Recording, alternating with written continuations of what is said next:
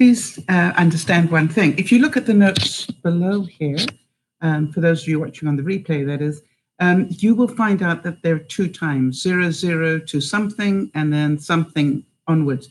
What we do is the first few minutes of the broadcast, what we actually do is news, views, and updates, because we're like a big extended family and we care about one another. So this is where I just update people on any news I might have about people, and they'd let me know what they're doing. We also do a segment which is one step at a time, where people are trying to get things done and want to be held accountable, so we support them in that. For those of you who haven't watched before, you'll see boxes on the side here. I'm in the process of downsizing my life. That's very challenging, and I'll talk a little bit about that. And then hi there, Jody. And then what we also do is just really try and make sure that we all support one another in whether it's health steps we're trying to take. And the subject today, when we get to it, is about taking control of our moods. And if you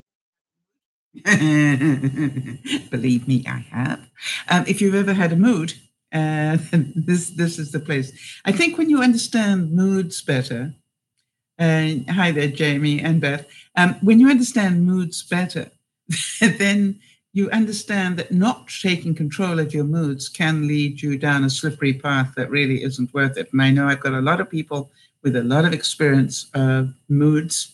And so we're going to be talking a lot around the who, what, why, where, when, and how of moods. And hopefully that will help a lot of people just get a sort of heads up.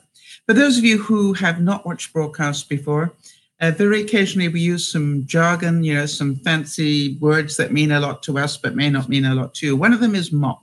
If you hear me say, okay, I see the mop, it means that somebody said to me that they're going to be leaving to go to the washroom.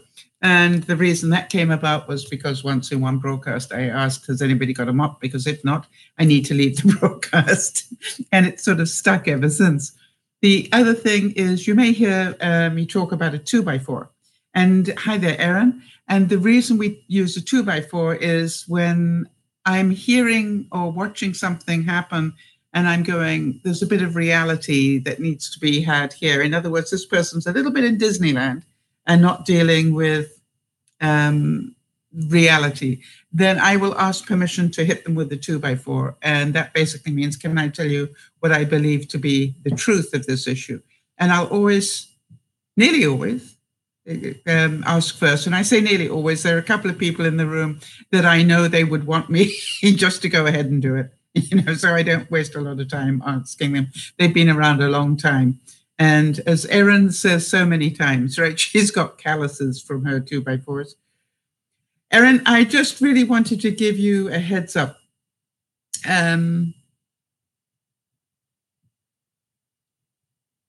Yeah, that's right. Teaching your daughter how to be accountable is a big, big problem. And I think that's something that everybody knows about in their own way, especially those of us who, had to learn this through coming out of depression, where we then realized, okay, fine, I need to get my life in order. And it's quite scary to find out that, you really haven't been living life in an accountable way, and nor have you allowed the people around you to live in an accountable way. Very difficult transition. And for those of you who haven't watched before, Beth is doing an awesome, awesome job. We're very, very proud of her. All right, so first of all, let's just talk about the updates. Excuse me. Oh, while I think of, okay, I'll talk about it in a second. Erin, I presume everything's still on track. The last I heard about your health is that you were able to downsize the prednisone, which is wonderful, and that your numbers all stay stable, which is just I'm so happy for you. Let's hope that let's pray that it stays that way. I don't want to hope, I want to pray. Update on Lauren. She is still doing well, actually semi-well. And I say that because she hasn't got her new wheelchair. And Jody, correct me if I get this wrong in any way. she hasn't got the new wheelchair that she needs, and her old wheelchair is causing her again to start having some calluses. And that's pretty scary when she's only been home for a little while. So they're treating that very quickly, which is great.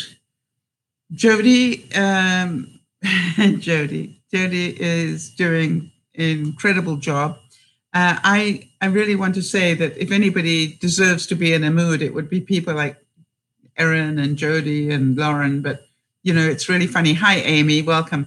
And so they'll have a lot of information. But I don't know whether any of you feel this, but I suffer from barometric headaches. In other words, when there's a storm coming in, the barometer changes. And boy, does that change my head. It doesn't make me smarter, in case you think it changes my head that way. No, it just gives me a certain headache that I don't recommend to anybody. Some of you will know that. So Jody also suffers from barometric headaches. So she and I have been giving condolences to each other this week. It's miserable, she says, yeah. And it's sort of, there's nothing you can do about it until the barometer changes. It's, it's not like, okay, I'll take a couple of pills and then by the time they've worn off, everything will be fine. No, it's just a case of, I guess it's time to take more pills. And I really am one of those people, I don't like taking pills. So there we go. But I'm grateful to be as healthy as I am. I did get an update from Becca today. I wrote to her yesterday, and she's saying she's feeling a little bit better. For those of you who are not in touch with her, I believe that they've changed her medication, and she believes that's helping a little bit. So we're very, very pleased to hear that. I know that we've got a couple of people who are viewers who have family members or close friends who are not well. And I'm thinking of Pat and Bill with Bill's brother, and Nana has a brother as well who's not doing well. So we'll keep our thoughts and prayers going for that. And overall, for those of you who might be long enough viewers to remember Christy and Matthew, Erin, I'm sure that you do, and I'm trying to think who else might have known them. Jamie, probably, yeah. And just to let you know, they've got family members in the line of that car fire that's going on in California. And, that must be so scary. The last I heard, all the family members except one were out of the line of fire. They had relocated, but I still am not sure about that last family member. And I keep trying to find out. So thoughts and prayers for them as well. All right. And moving right along, if you are ghosting, that is when you're maybe watching this broadcast live, but you're not actually participating in the chat. You're welcome, very, very welcome. And just hold on one second. Erin is just giving me, hang on a second, I was in a bit of a mood for the last couple of days until yesterday. I realized I just need to be grateful to the people in my life. Yeah, we're going to be talking about that in a second, Erin, in terms of the mood. Trina. I've been calling Trina Triona for the longest time, and she wrote to me this week and told me it's actually pronounced Trina. So thank you for that update, Trina, and now I can say it correctly. No, Erin, I did not see your Facebook post late last night. So if you want to update me, let me go back to the instructions here. So if you're ghosting, a very big welcome to you. Feel free to do that, and we'd love you to do that as long as you feel comfortable. If ever you feel like coming in and talking about stuff and letting the team help you with their version of what's going on for you, because I think one of the greatest surprises when you start talking about stuff openly is that you're not alone. All the time you thought you were the weird one. Well, guess what? You're not. And so I would really like to say that also whatever gets typed during the broadcast, as soon as we have finished the broadcast, I go and I say as soon as, but as soon as I can. It normally happens within 5 or 10 minutes. I disconnect the chat so nobody can go back and look at the chat. They just see me. And by the way, hi, Pat. So that's an interesting point. And Jody, can you remind me to go back to that in a second? So for those of you who are watching for the first time and like to maybe have an extended family to help you walk through whatever's going on in your life, please remember to subscribe. If you're on the YouTube page right now on the replay, there should be a bell in the top right-hand corner somewhere next to my face. And just click on that and you'll be updated. I also recommend people to follow Dear Mama Sal on Facebook and on Twitter, because that's where I post up extra thoughts and prayers during the week, or any news that I think people might want to know. I'm sorry to hear that. Erin is telling me that her dad's house, her dad Mark, by the way, was literally struck by lightning. Wow. And is it okay? Because some houses get struck by lightning and catch on fire, and some houses get struck by lightning and they are okay. So let me know, Erin. I'm really sorry, and give him my love and apologies on that one. All right, the next section we're going to talk about news and birthdays. We're getting some of the news, and birthday-wise, I know that it was Bill's birthday. No, Rick's birthday on the 1st, and I'm trying to think. Let me not think. Let me find out for you who else we've got. Maybe I missed some. I hate it when I do that. Let me just check. It's been a busy week for me. Not a good excuse, but it is my truth. And I just didn't get to everything that I wanted to. So let me just check here whether we've got a birthday that I've missed.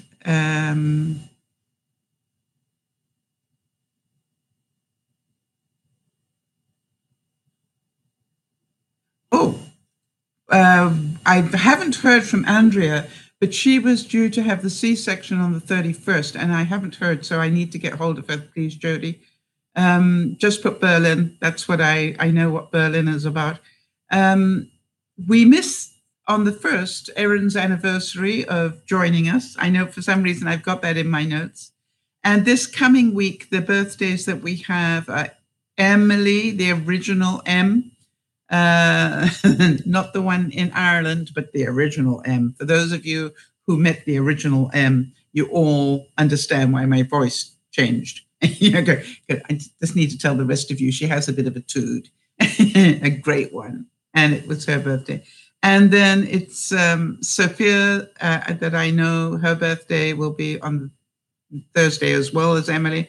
And then it's Bill's birthday on Friday, and then, or Saturday. Which is it, Pat? I've got both dates for some reason. Bill's on the 12th. Thank you, Jody, if you would just help me with that one. Okay, so, all right, and thank you for adding that, Amy. I'm certain Jody will have written that down. I think I've got you in, but I might not have. Wow, they lost some electrical equipment because it fried them, yes.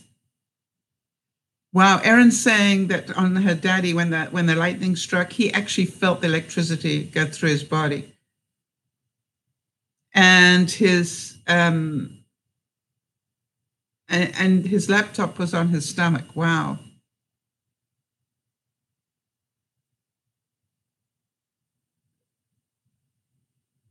And we have a picture of it because there was a photographer who actually was standing down the street taking pictures of the storm and actually got a picture. So I will look for that later, Erin. Thank you so much. And Jody, please take a note of that. All right, so wow. I wanted on the thoughts and prayers just to find out, is there anything else that I've forgotten that we need to remember? And if you could just let me know that. And then while you're doing that, I will just say congratulations to Lauren. For those of you who know that she got home, when she got home, she was very smart. She started doing a course to keep her mind occupied, which is a great thing to do. And now we're trying to keep her on track so that she gets it done. And the way you do that is do a little bit every day. For those of you who have been following my downsize journey,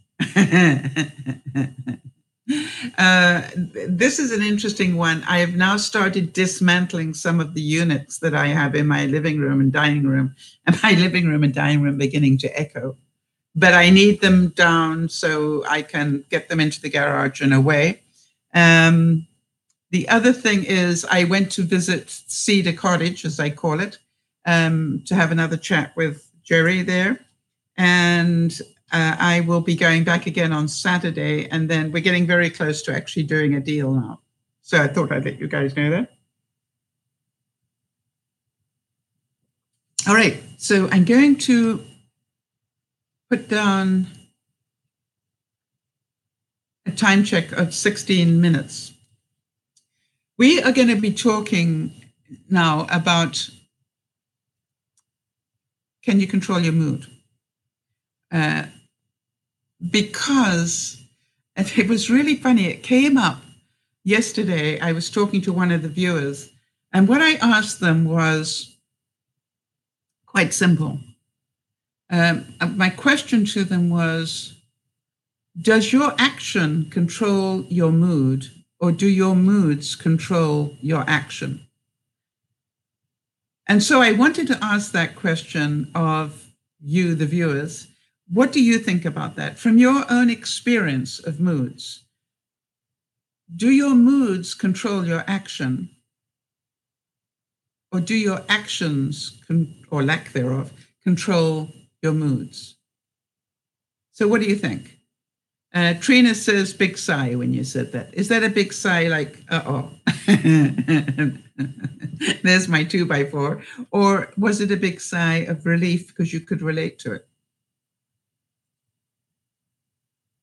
And just while we're waiting for the response on that one, I just want to make sure that everybody who's watching for the first time knows that I am not a psychologist or a therapist or any of those things. We do these broadcasts just in the hope to help one another. And so just understand that's what we do here. We're not telling you how to live your life because that's your responsibility. What we're hoping to do is to give you a few pointers to help you along the way. So while I was just saying that, it was interesting that both Trina and Jody said that they sort of can feel a little bit of both. Sometimes their actions control their mood, and sometimes their mood controls their actions. And Amy, okay for me to repeat your comments today, Amy, just so I don't keep asking you? Let me put it this way. I will presume that it's okay. All right, Pat, not a problem. I will presume it's okay unless you put do not repeat, DNR. If you put capital DNR at the end, I will not repeat what you've written. Is that fair, everybody? All right, so, wow. Pat's telling Jody that her quilt is on the way. Wow, that'll be so pretty. You're going to cry, Jody. I did. All right, Pat, enjoy your dinner. So Amy's saying, for me, when the retrogrades come around, yeah, we know about those, I turn into not a very nice person, to put it lightly. So you blame your mood on the retrograde, is that right? And you also blame your temper tantrums or whatever on the retrograde. So I'm pretty sure we're in retrograde right now. If I am correct, we went in at the end of July. So you've put up a notice in your, for everybody that knows you, be aware. I'm not a nice person until, August or whatever, when it will come out of retrograde. All right, for those of you who don't know what retrograde is, it's all to do with astronomy and astrological things going on.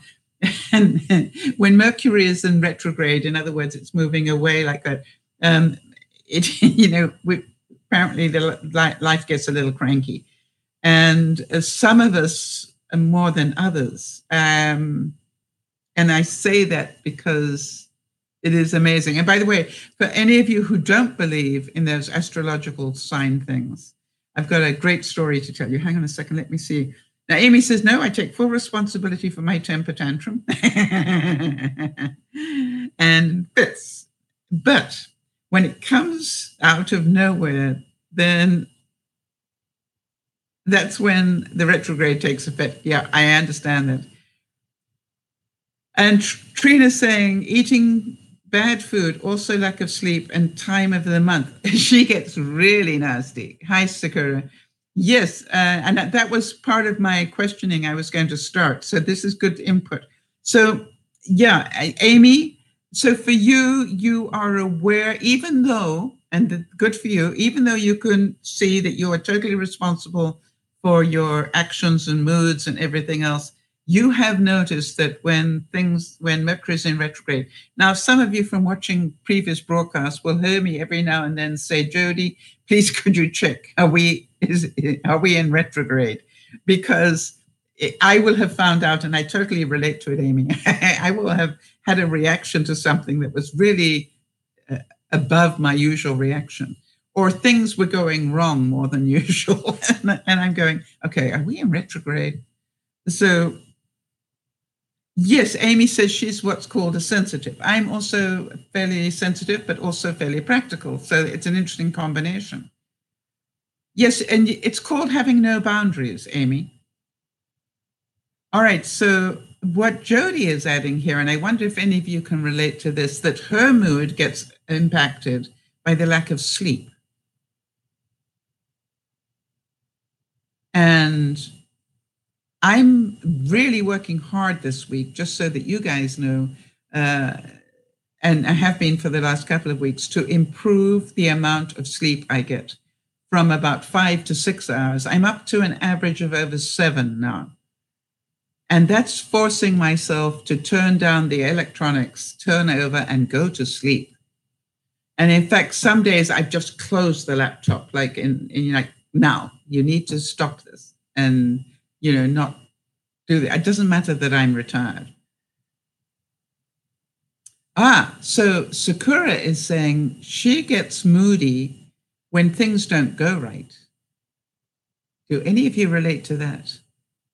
And also when she's hungry. Interesting.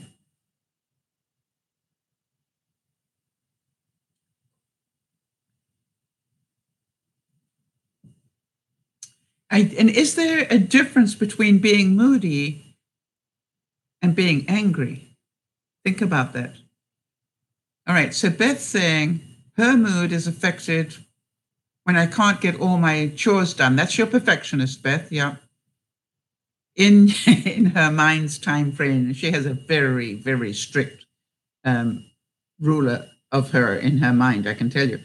It will affect me for the rest of the day, even when I finally get the chores done. Like I failed for the day. Boy, how many of you can relate to that?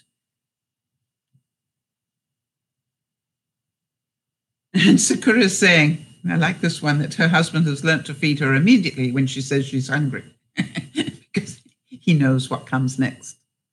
Of course, Sakura, this is called, are you capable of getting up and going to the fridge yourself rather than scream for your husband to bring you food? Think about that one.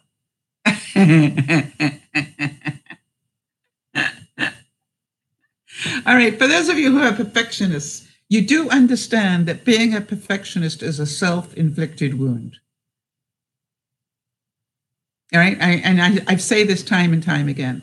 Believe me, I understand it. Being a perfectionist is a self-inflicted wound. And so, to me, it's really important that you understand it. So Sakura is saying she does take responsibility for getting up and getting herself some food, but when we're out, it's harder. All right, we got a room full of people that are really smart here, Sakura. All right, everybody, if you know that you get chippy, moody, whatever, snippy, when you are hungry and you are out, what would be a good idea? What what action would you take to make sure that you're covered? And the reason I say that is I'm allergic to garlic, for example, and I went to go and visit people this week, and they had told me, that we were just going to sit and have chips and dip. Now, what are the chances of the chips or the dip having garlic? High. So I don't even think twice. I mixed up my own dip. I took my own bag of chips, and, I made sure that I was covered. So, Sakura, the way to do this is, yes, take some snacks in your purse, Trina's suggesting. And you can have maybe a couple of energy bars in your purse, Sakura. Does that make sense? So when you pick up your keys or whatever, whatever it is that you normally do just before you leave home, make sure that you go to the cupboard and put a couple of snacks in.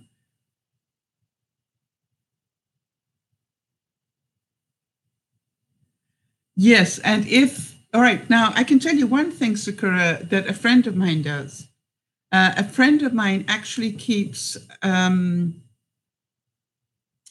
those protein drinks. What do you call them? Energy drinks, not energy drinks, the meal replacement type drinks. She keeps like a half pack of those in her trunk of her car, so that if she needs food in a hurry, she can take that and she's getting nutrition. Ensure, yeah, that sort of stuff, or the generic of it, whatever you want, right? So what we're saying then, if I understand this correctly, is that certain things affect your mood. Lack of sleep, lack of food, stress. Oh, heat. That's a good one, Sakura. Yes. How many of you find that when, as I'm stripping off my jacket, how many of you find that getting too hot or too cold will affect your mood?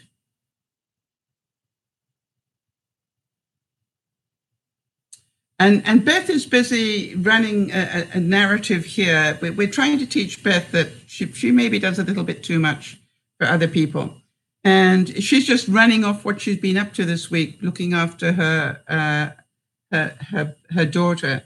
And some of you may relate to this. So she's saying, so today I chose, much better, Beth, to run to the health department to get my grandson's immunization record for school, go to my daughter's apartment and get her debit card so I can run and get the 380 out of her back. I don't know what that is. And to then run to school to submit everything. These are my days off that I choose to do, and I don't like it. Yes, I'm really, and later she says, she's cross with herself. I actually want to say that, Beth, this is a huge step forward because you can see it now. And I've always said to people, when you can see that you are creating self-inflicted wounds, when you can see it, you are halfway to fixing it.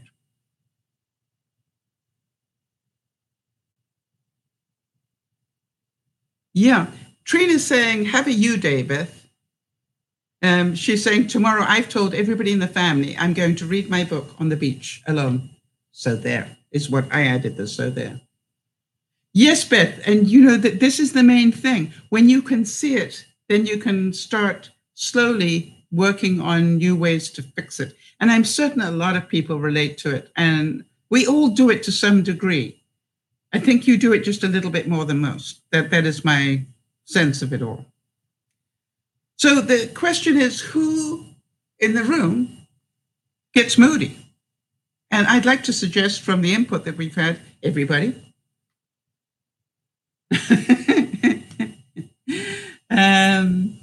And so now, how many of you feel that you've got a pretty good handle on your moods? In other words, when the mood starts up, that you actually know what to do and how to control it. Now, some of you that are watching probably, and thank you for doing so, because maybe we can help you more.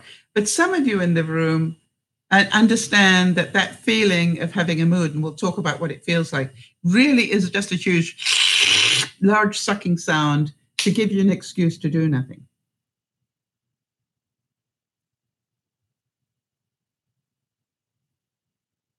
So you understand? It's like, how many of you would agree with me that sometimes you actually put yourself in a mood because it's an excuse not to do anything?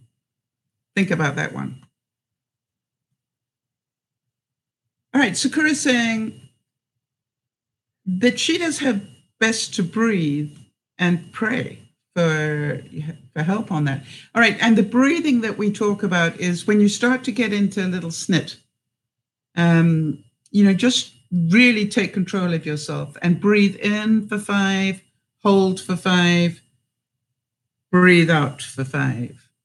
And then work until you can do about 10 of those easily. Then breathe in for 6, hold for 6, and release for 6. All right. Beth has told her daughter that she is all sucked out. Yeah. She's been sucked up enough. All right. So, but not intentionally. And you taught her how to do it, Beth. And we know that. And I know that you know that now, and you can see it. And, it's going to be a big, big challenge for your daughter because it's going to be a complete change of how she lives her life. And so this will take a bit of time, and be patient with both of you. I know you're a perfectionist. You probably want it fixed tomorrow. But the thing is, you're allowed to just start working on it. That's what we're here for, is to support that. Wonder what I can demonstrate that with. I could do it with my phone. One of the things about a pen is you're going to hear noise. If you got a pendulum, it goes both ways. Do you understand that? It goes equally from left and to right. And Beth, I want you to see something. This is how your pendulum has been going for the last umpteen years. If you suddenly take it up here enough, do you understand what's going to happen to your life? All right. So the trick is just to take it a little bit more than usual. All right. Don't try and everything. Change a little and get comfortable with that, and then change it a bit more. Now, I'm going to give you a couple of things that could have put me in a mood this week. Let me think about that. For those of you who are longtime followers, you remember all that weight that I took off last year. I took off close to 20 pounds last year. You remember that? I got on a scale this week and found out I'd put all 20 pounds back on again. How many of you can feel or think you can feel how I would have felt about that? When I stood on the scale and went, wow, that's 20 pounds back on again. All that hard work of last year, gone. How many of you know I could have put myself in quite a mood? And let's talk about that. What do you think your first reaction would be? All right, so 2 people are saying they can relate. So thank you for that, so that you understand I'm not alone. That always feels a little bit better. It doesn't make it better in terms of I'm not going to stand on the scale and it's going to be better. Do we all agree that I could have got myself in quite a funk about that? Beth can relate. She has the opposite problem. She needs to put on weight rather than lose it.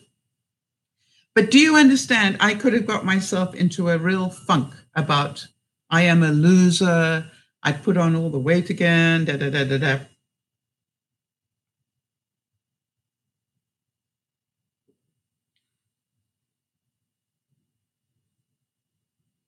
Okay, so Jody relates 100%. Trina's saying she's put on a few pounds that she lost recently, but she's taken control of it. And Sakura's saying her reaction was, what? Yeah, I know, and do more stuff. All right, so that is exactly what I want you to do. I had a little pity party. Do you all relate to that? You all remember that, it's okay to have a little pity party. So I did actually tell the truth. I wrote to a couple of people and said, can you believe this? All that weight. Because I don't want it festering in my head. I need to get it out. I need to talk about it. It's really important. If you want to control a mood, if you can, even if it's writing to somebody an email or whatever, the first thing you need to do is to say, excuse me a second, I'm going to vent. Because what you're about to say is about venting. It's not about how you necessarily want to continue to feel. It's just you need to get the negative out so that you can move on. So I wrote and said, if you can believe this, I just found out that 20 pounds I lost, I put it back on again. And I am so angry because the way I did that was what went in my mouth, more than likely. And then, of course, people are saying to me, oh, maybe it's because you're doing so much, packing and stuff that you're putting on muscle. No, I don't think it's putting on muscle. I think it's what's going into my mouth. And the thing is that I'm keeping pretty good tabs on what I put into my mouth. And I'm only eating about 1,500 to 1,600 calories. Maybe one day a week I go over. But, it's just like, really? So Jody's saying, but there's so many factors going on, and this can be tackled again. You are doing so many great things to support your body. Okay, so this is where the funny bit comes in, people. Jody and I were talking about, natural remedies for self-healing. For example, we were talking about turmeric. I think that's how it's pronounced. Being, that's the yellow stuff that they make curry out of. That's really good for as an antibiotic for your body. So if you feel you've got anything going on that you want to control a bit, it's a good herb or spice. It's a good spice to have. So yesterday, first of all, I made a tea of just taking a mason jar with water in it, and I put in about a teaspoon of cinnamon and a teaspoon of turmeric. And I shook it all up, and I have it in my fridge. So every time I have water, I just pour about this much of that tea in, and then fill it up with ice cubes and cold water. And lemon, squeeze of lemon.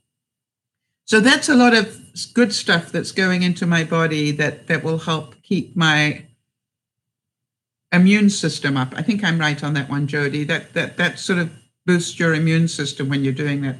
So the question is, why am I putting on all the weight? It's a question I'm actually going to probably ask my doctor, but I know my doctor will look at me and say, are you exercising?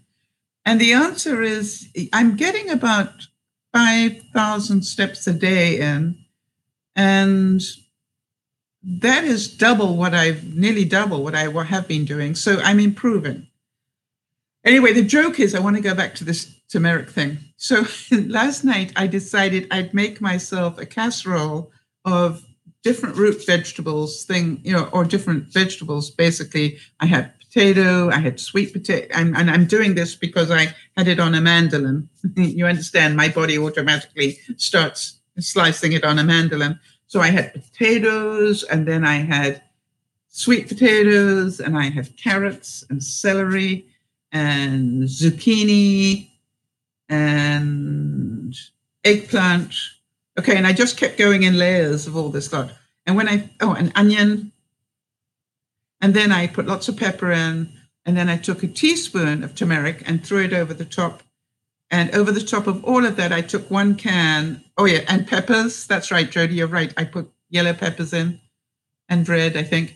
Anyway, over the top, I took a can of mushroom soup, and I condensed mushroom soup, and I mixed it up to the right consistency, and I poured it over the top, put foil over the top. Oh, I mixed it all up, put foil over the top, and baked it for about probably an hour and a half, I guess. Now, the good news was it was surprisingly tasty. That was my first shock. It actually was way tastier than I imagined it would be. But I need to warn you, be careful if you decide to take turmeric. It goes through you pretty well, let's put it that way. And so this morning when I woke up, I was well aware that I had changed my diet, let's put it that way. And it's so much so that I said to Jody, you didn't warn me of the after effects. And then she then said, how much did you take? And I told her. But the thing is this, that I'm going, it's good to know. If ever I need that, I can just take that much more turmeric and look what it will do. So if I suddenly need to say mop, I'm out of here, you will know that the next wave hit me. And that's too much information for everybody. But you know me well enough to know that it is my truth. So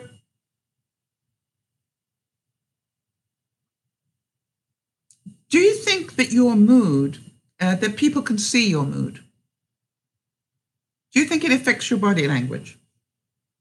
And if so, I track everything, Beth, I think.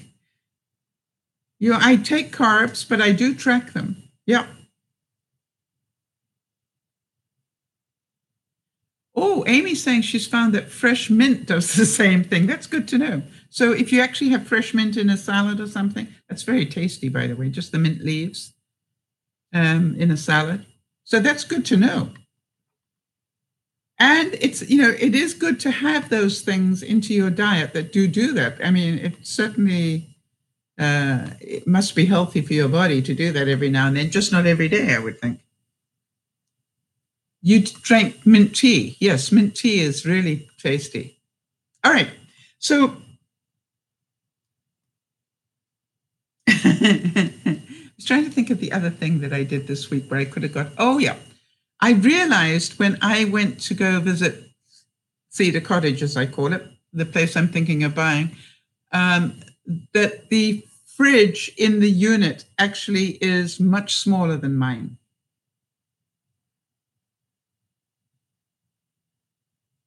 And so I took some steps and just make sure I come back there because I just want to carry on what people are saying here. Yes, your mood can affect your body language, right?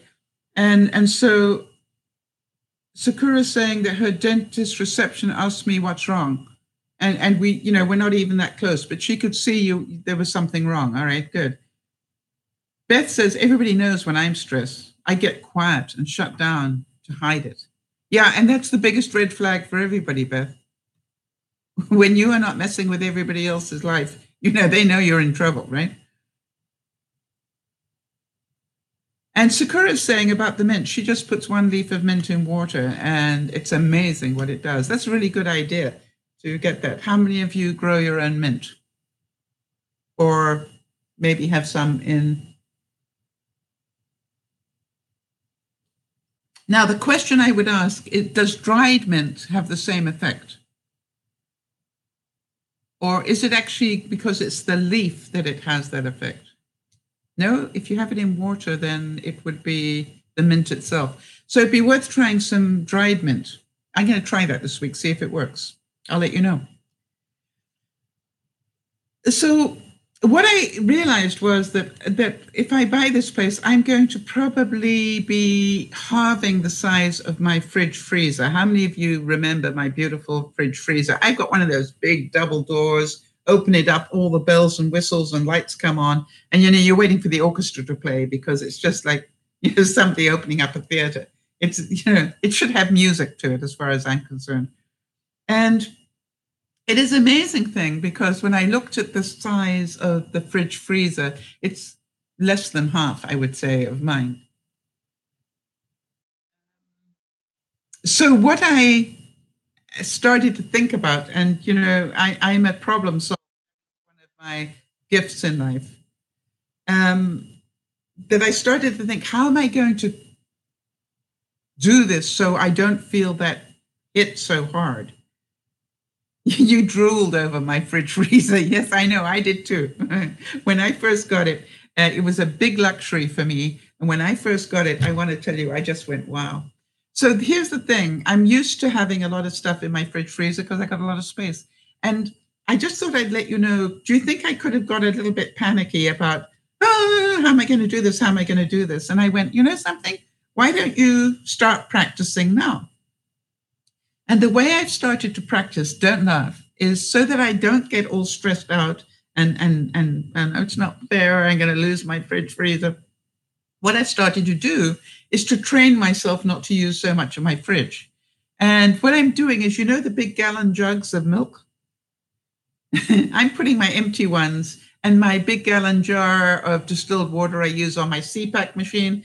I'm putting the empty jugs into my fridge on the shelves, lying on their sides. So I can't put things there. How many of you going, not a bad idea? Yeah, Jody's saying my fridge deserves its own Instagram account.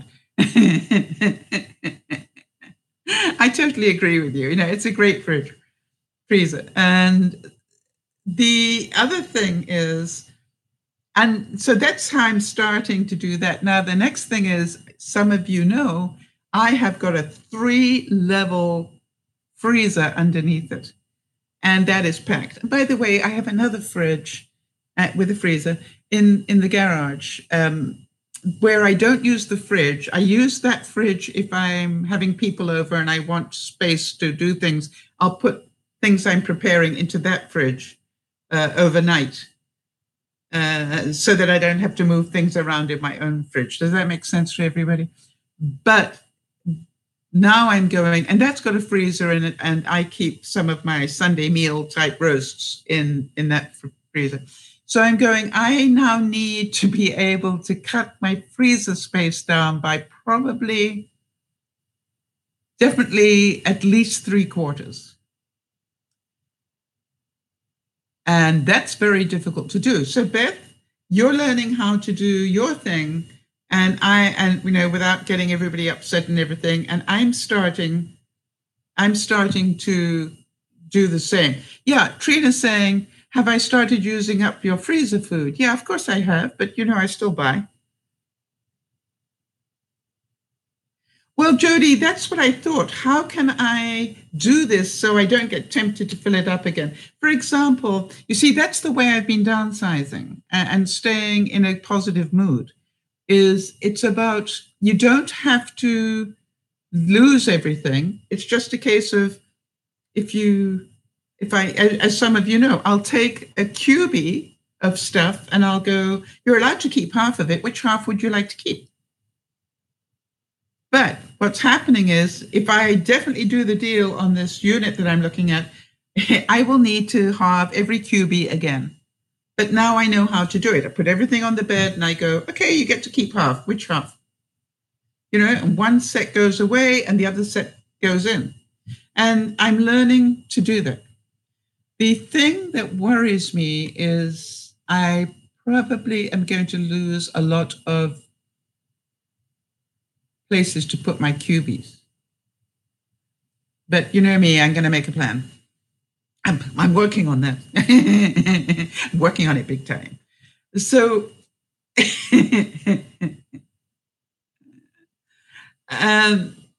so this whole mood thing, the question that I wanted to ask you is, can you see that I could have got into a mood about, I'm going to lose at least half my fridge? Oh, I don't want to do that. What if I don't want to do that? Don't do this deal. Or buy a dirty great one and have it take up that space. And where are you going to put it in that space? You don't have room. Beth's saying she used to go to Costco once a month and fill up everything. Now I make a meal plan with what I have on hand and just get what I need in the store. Yes, to complete the week's meal. I've been doing that for probably 3 months already, Beth. And it's not, I do still buy some new stuff, because what I found out is I've got a lot of certain foods. Maybe I've got too much pork in there. And so I don't want to make everybody eat pork and you remember, I only really cook once a week. And so every weekend I'm trying to use up whatever is there. I'm also, Beth, just so that you know, so I don't get too much of a shock, I'm going to use this lot and I'm going to throw away this lot. In other words, I'll grab a couple of things that I think have been in there too long and not feel guilty about it. Yes, I quite agree with you. Beth is saying, awesome. I have saved a lot of money. I wasted a lot. And that's what I am saying. You don't think you're wasting it. Well, I'll freeze this so that, I don't waste money. I totally agree with you, Beth, that where you waste the money is in buying the original food. And if you just bought, I mean, that's why I now say I'm only allowed to buy the meat for Sundays. All right. And for the rest of the week, I need to use up whatever meat is in my freezer. And you know what I found I'm doing, Beth?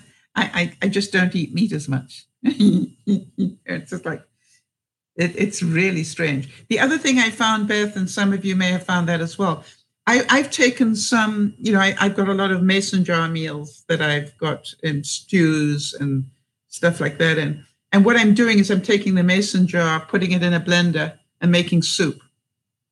Because I find that I sometimes will drink soup more easily than I will eat a meal. That particular leftover meal. If I turn it into a soup and just drink it while I'm on the computer, that actually goes down a lot more quickly for me. The other reason I like the mason jars is because you can literally just take the top off, put them in the toaster oven, and I just take the ring off. I leave the top on and then just leave them in there at about 250 for an hour while I'm busy doing something else. Okay, Sakura is saying, I learned that lesson the hard way now because of our fridge that I had meal prepped. Oh, stuff she meal prepped spoiled because the refrigerator was failing.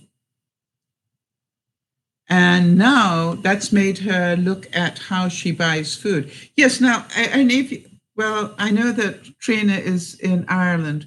Are any of you from European extraction?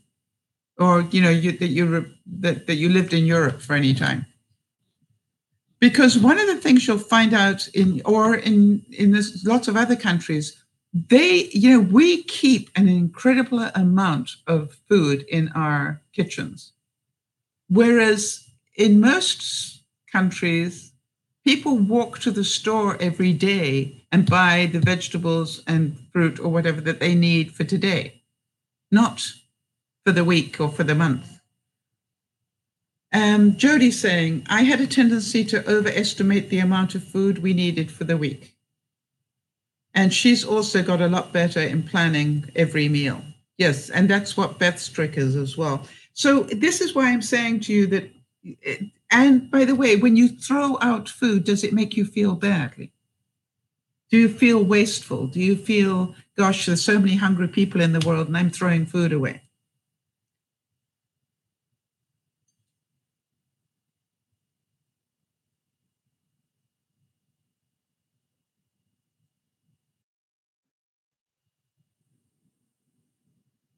Yeah, Amy is saying she's learned to buy smaller packages of food. Yes, and for example, I found out that half a steak is enough for me. I don't need a dirty great one this size. Just a steak this size is very nice. Yeah, and Amy, that's why we are here and why we talk about these things. You only have a 3-shelf freezer. Only?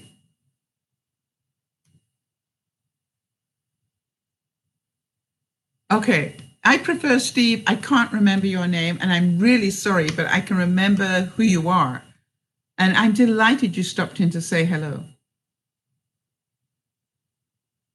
You're resubbing the channel. Yay. Please write to me at DearMamaSal@gmail.com and update me, and I will update, and let me know what I can share with the people who know you from way back when.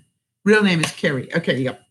I knew it was a C. I thought it was Kerry. No, it is Kerry. No, I thought it was something else. Anyway, the good news is great to see you. I really appreciate the fact you popped in. It's amazing how many people have popped in actually since we've been on YouTube. Yeah, it's a pleasure. And let me know, if you tell me something, just say okay to share, just so that I can tell people who've been around in the days when you were on regularly. And I hope to see you again. Thank you for popping in. What was it that made you pop in today?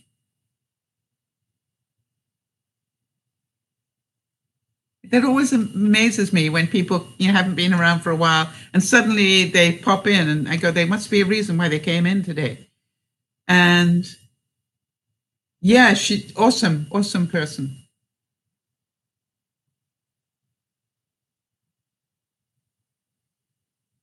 Maybe she was in a mood. Anyway, so Kerry, write to me and I will really be pleased to hear from you. All right, so we talked about who gets moods. Everybody does. We've talked about what triggers a mood, right? Hunger for some people, heat for some people. And I think you just need to know what triggers it for you.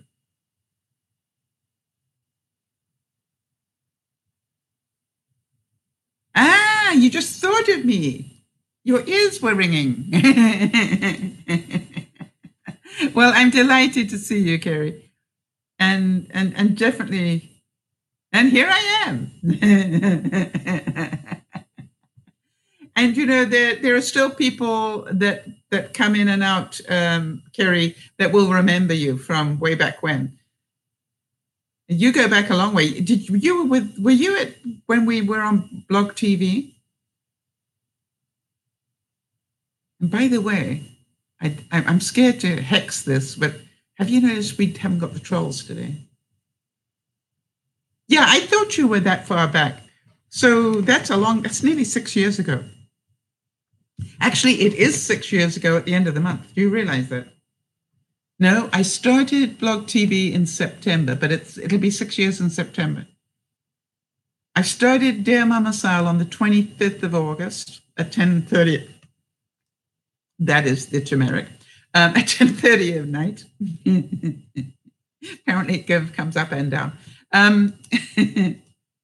Where has the time gone? I know, it's scary, isn't it? It's amazing.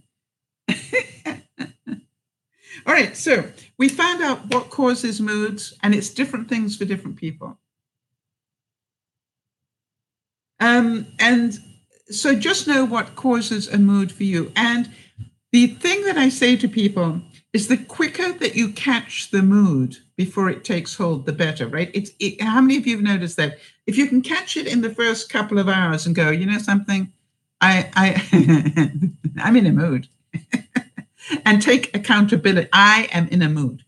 And I've done it through my thinking. How many of you agree with me that 9 times out of 10, the reason you're in a mood is the way that you are thinking? In other words, somebody said something and you chose to take offense at it. And then you festered on it. Or you're in a mood because you're overwhelmed and you created the overwhelm by not being organized.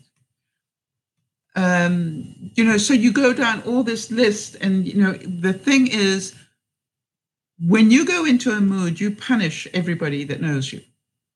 And they, 9 times out of 10, had nothing to do with the reason why you're in a mood. And which is why I will actually write to people and say, I just need to vent for a moment. I'm in a real mood and I need to vent because I want it out of my mind so I don't fester on it. And I found that by venting, I can go, and I am totally responsible for my reaction here. And I try to remember to stay accountable. How many of you have found that you can do that now? Sometimes you catch it after you've had the snit, right? Yes, good point, Jody. It can have a snowball effect as well. Right? So you're here and you're in a good mood, and then you let something affect you, and then something else happens and you drop down a bit more, and then somebody else says something snippy, and then you're down here somewhere. Now, getting out of a mood that's this deep is more difficult than getting out of one that's this deep.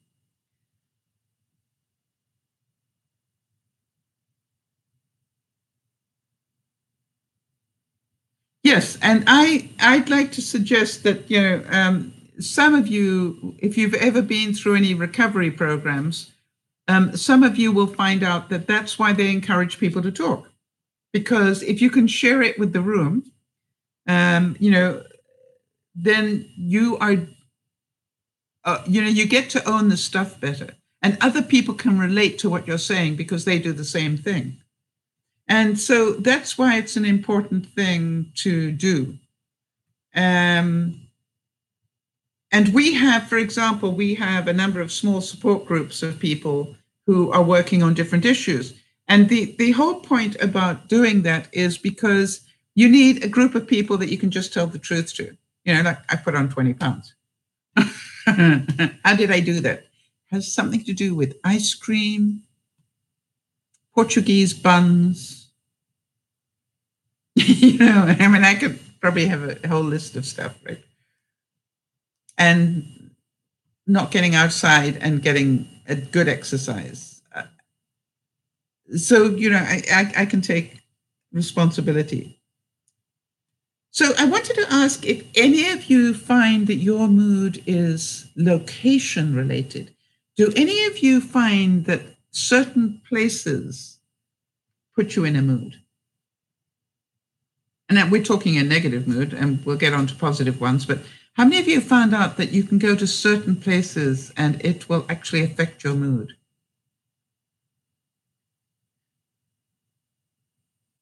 And I can't help but think, yeah, you see, that's the whole thing, Sakura.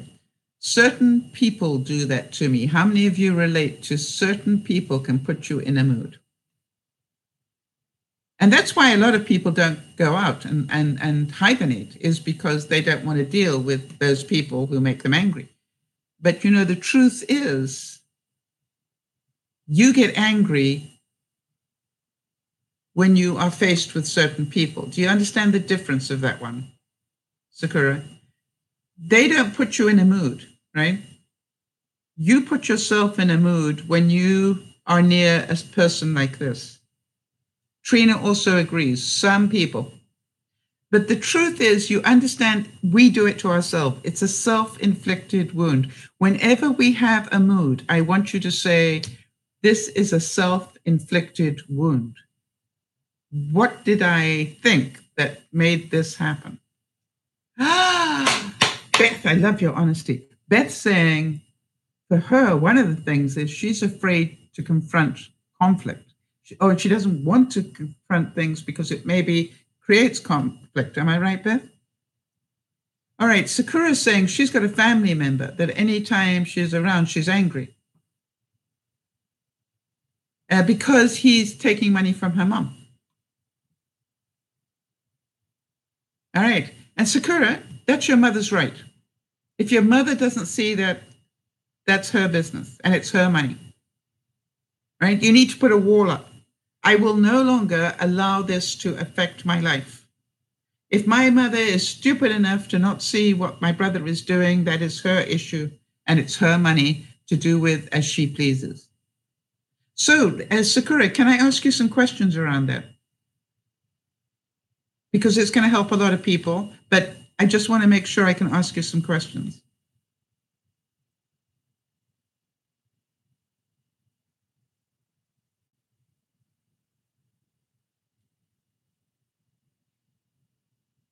Okay, so Dick, you can see, all right, that you react to your thoughts about how stupid your mother is, or how badly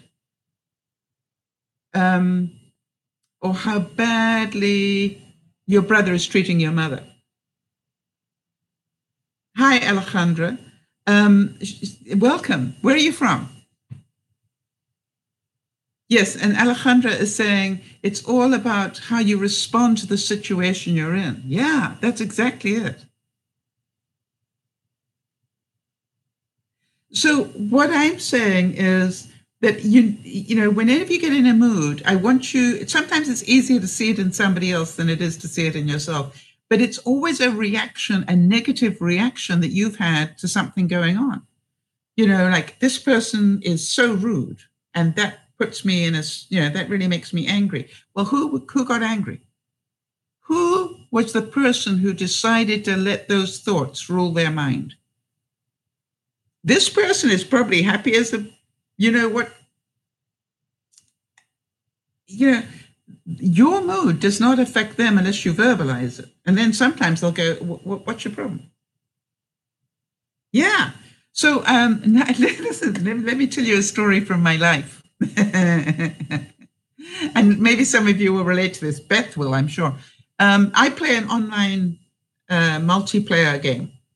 And I was in a group, and the group decided to join another group. Do you all understand what I'm talking about? Like we were a little band of people here, and we decided, because we were so good, and we were, And another group wanted to join in, but they wanted us to join them, not the other way around.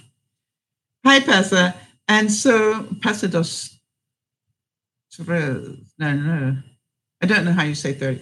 Anyway, so, dos. So, what I found was that when we moved our group into this other group, they had said we would all keep our positions. And I had already, in a case of a week or something, already risen pretty high in the hierarchy. And so one of the things that they said was, when we move, we will keep those titles. Now, yeah, that's quite important to some people. But when we moved, guess what? They demoted me down about 3 levels. And the top guy wrote to me and said, hey, I'm so sorry.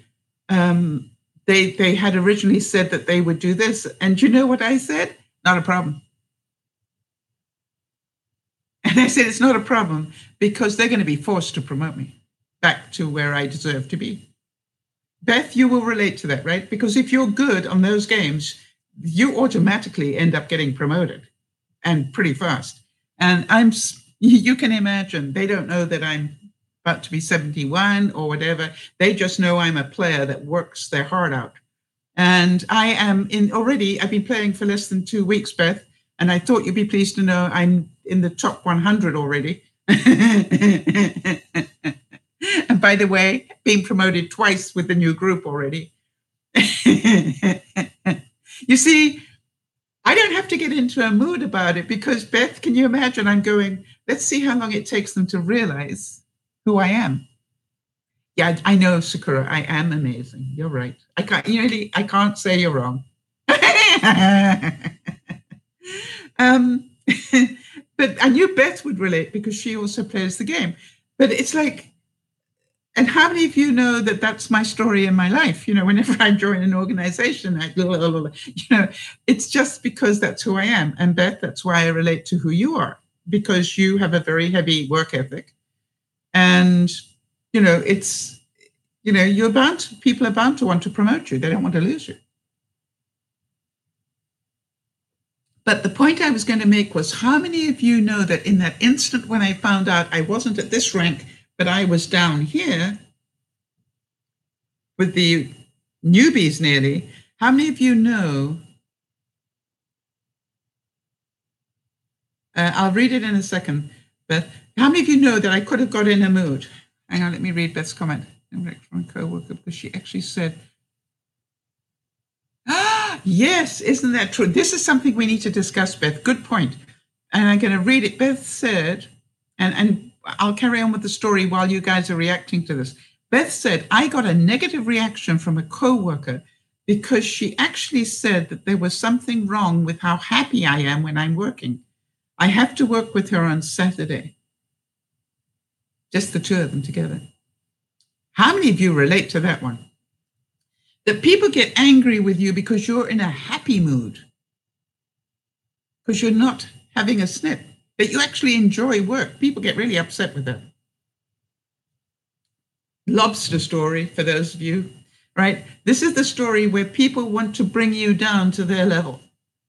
And I always loved, and I quote them now a lot, but I always loved the Obama's thing, which is, when they go low, I go higher, right? So yeah, Trina's saying just be extra happy and smile at her. Or I would actually say, hey, would you like to know how I did this? How I actually learned to enjoy my life rather than constantly be unhappy with it. Because you have lots of skills to pass on, Beth. And, challenge her to be happy with what she's doing for 10 minutes, okay? If you're going to go and stock this shelf, do it with love and happiness. See if you can be happy for 10 minutes. Practice. So Pastor's saying that today I did a live stream in Portuguese from Brazil about crying at the workplace. What do you think about that? Good. And I'm certain a lot of people in this room would relate to having done it. Yes, Beth saying, I don't want her to bring me down. Well, guess what, Beth? That's your choice, right? The only problem is that she's her manager. I told her that I love my job and whatever you need me to do to help, just let me be your arms and legs and I'll get it done. Wow. Who doesn't want that person? Yes, how many of you have cried at work? I think it's a great subject, Tessa, that you've been so upset with something that you cried at work. Yeah. And that is normally, I think you'd agree with me, that's normally when we're in overwhelm. When something has hit you so hard that you can't quite control it. And some of you will never have cried at work. You don't give yourself permission to do that. Maybe if you needed to cry at work, you went to the washroom and cried there quietly, right? If anybody in the room other than myself struggles with PTSD, I found that I cried at work when my PTSD was triggered. In other words, my inner child reacted, and there's nothing I could do to turn the taps off. I literally cried for nearly a day one time because something really solid happened against my PTSD. And, you know, it was really amazing because nobody could understand why I was still crying. And I said, you know, it actually isn't something I'm doing consciously. It's coming from, have any of you ever had something like that where it's like, it's not rational, you would still be crying an hour later? Yes, Pastor's saying emotion is good. We need to show them. Yeah. Jody, yes, I am sure, Jody, that, you know, because Jody's, you know, got a lot of things going on for her as well, as has Erin and a number of other viewers. But, you know, I think it's very normal that as you start really telling the truth, when you start saying, okay, I need to get this out and tell the truth on this, that you'll find that it affects you far more than you think it's going to. When you think back on your past, I've been finding that my mood is changing as I'm downsizing. How many of you can relate to that? I'll open up a drawer and I'll be happy as I can be. And then I suddenly go, oh gosh, look at that. Yes, I agree, Sakura. It is better to let it out than it is to let it fester. And that's why I'm saying when you get into a mood, you know, have a safe person. And so now that's my next question for you guys. What is that safe person that you vent to? What is it that they bring to you that makes them safe to vent to? Does that make sense? Because, you know, it's not good to vent to anybody because some people are not safe people to vent to. So what I want people to know is what sort of people are safe to vent to from your experience?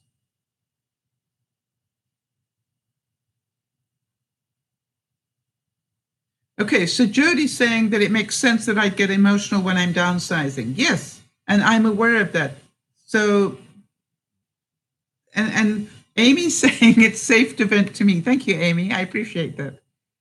Sakura says that we as a group are safe. Jody says when there is trust. Jody, add words to that. What trust do you need? That the information you are venting about won't be shared? Or what is the trust, you know, that you need for you to be able to share?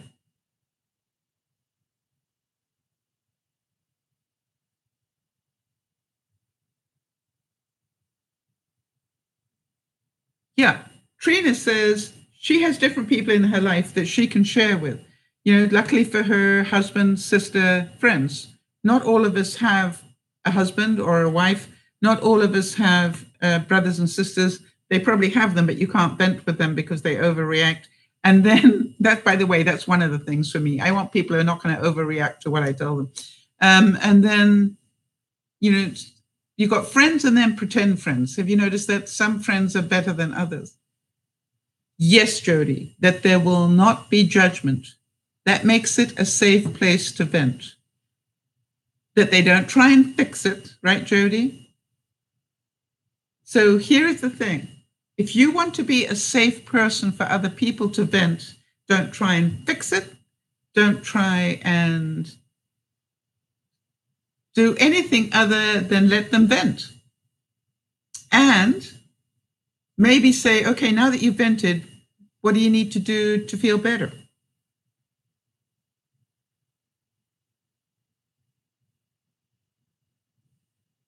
The other thing Jodi's saying, it's really important for her to know that the people that she is venting to, that they really care. So what does that look like to you, Jodi? I'm asking you a lot of questions because it helps other people.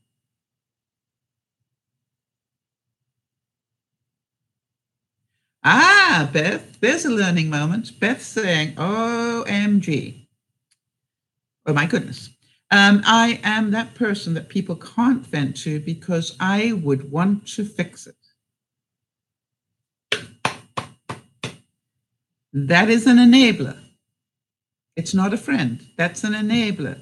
Tell me your problem. I will fix it for you. That is an enabler. Right, Beth? You're getting that, right? Yeah, Amy too. You're right. So just, understand it's not your job to fix somebody else's problem.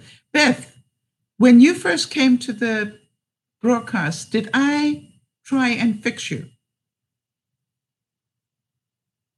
Or did I give you some pointers and let you make up your own mind if you wanted to do anything about it?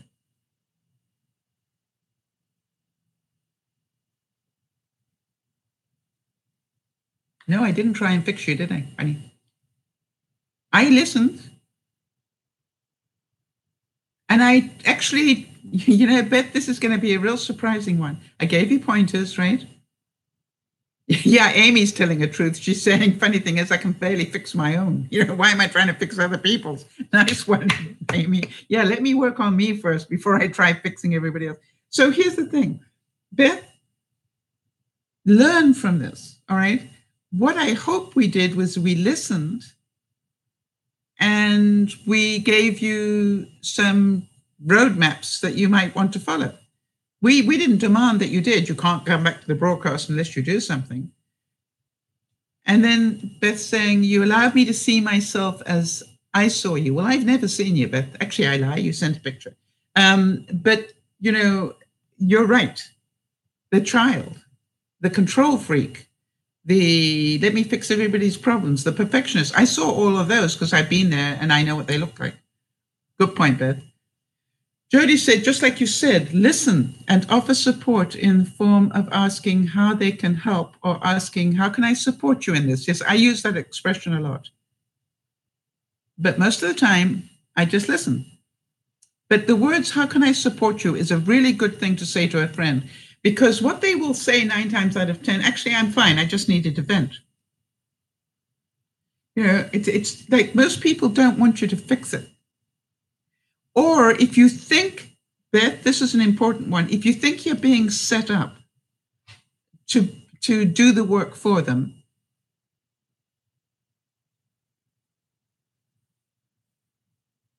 oh, this is interesting. Beth saying, do you know what word stuck in my head that you said about me that made the 2x4 stick? No, Beth, which one word did it for you? Isn't it amazing that one word can actually have that much impact? Victim? I don't know. What was the word?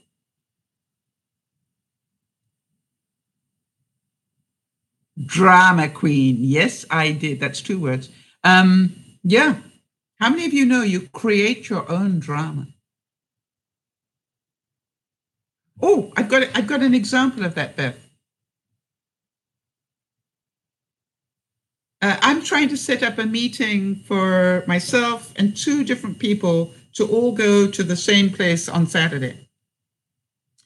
And I arranged already a time. And what I did is I wrote to the other 2, choose to lose the drama. Yeah, Jodi, I do say that. Choose to lose the drama. So here's the thing, all right? I'm here. We all need to be at another place at 2:00 on Saturday. Do you get this idea? I wrote to one of my friends, and my friend said, that doesn't suit me. I'm going to be in a meeting at that time. Can you make it 3:30? And I wrote back and said, actually, no. It's at 2:00. And not a problem. I understand you would have chosen to be there had you been able. And I understand that you've got another booking. And I left it. How many of you know I could have got insane trying to change everybody else except for this one person? And I didn't. I just said, no, it's okay if you can't be there. You understand? I chose not to get into this drama of moving everything because this person couldn't do it. And the funny thing was, because I didn't get sucked into this, and about an hour later, this person wrote back to me and said, hey, I've managed to change their appointment. I can come now. Does that make sense to anybody? I didn't get sucked into, I could have got sucked in, and then I would have made everybody else angry and discombobulated, and then I would have felt badly and been in a mood, and I just went, no, that's okay. You can't come. Totally understand. Doesn't change my mood. I would have liked them there, but if they can't be there, that's okay. If they want to be there, they'll make a plan. Or maybe that is something that cannot be changed, and I can accept that. You see, I'm not that much of a perfectionist anymore. This is called, I can carry on my life even if you're not there. So to me, do you understand what I'm trying to get at here? We create our own drama. We create our own moods by the way in which we react. So choose to lose the drama and choose to stop sitting around feeling in a bad mood. That's my next thing. What do you do? Because you're smart people. What do you do to get out of a mood? And I'm sure there are lots of different answers here. So let's hear what you do. Because it is my belief that what you do gets you out of a mood rather than sitting and thinking about it gets you out of one. Jodi's saying, perfect sense now. The vision of me before I knew you, that's me, would have been frantically trying to accommodate everybody. And she says, Jodi's quoting something I told her, stop being an emotional pretzel. And Sakura's saying, breathe, right? No, this isn't the end of the world. This is just people not agreeing to something. Okay, that's all right. Watch YouTube or sleep. Vent. Right? Is it okay if that happens? That you sit down with somebody and say, something. I was really angry that I had no reason to be angry. I asked them, could they be there at 2:00? And they told me no.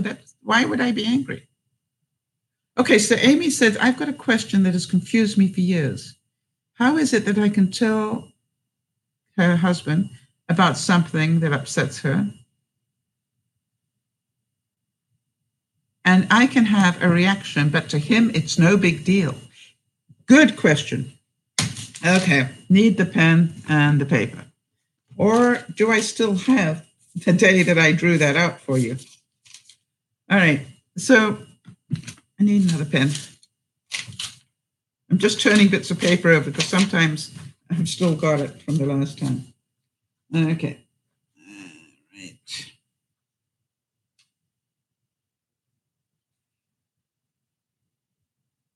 All right, so here we go. So this is one person and this is another person, all right? And you're both hearing exactly the same bits of information. What changes is how they react to it. Does that make sense, Amy? So you react negatively to things and you get really upset. Now, if you can, Amy, give me an example that we can work with. Yes, Sakura's saying she has exactly the same question. So thanks for asking it, Amy. And I'm certain a lot of people watching this will also have the same thing. And Sakura's saying her husband says that's a small thing. And yet she makes it big. Now that also must hurt a little bit, Sakura, when you hear that, right? But that is basically what's happening. To him, it's so what? To you, it's like, how dare they do that to me? And da da da da da. Sakura, can I tell the story about your fridge? May I? Sorry, I can, but do I have your permission? Is may. May I tell that story about your fridge?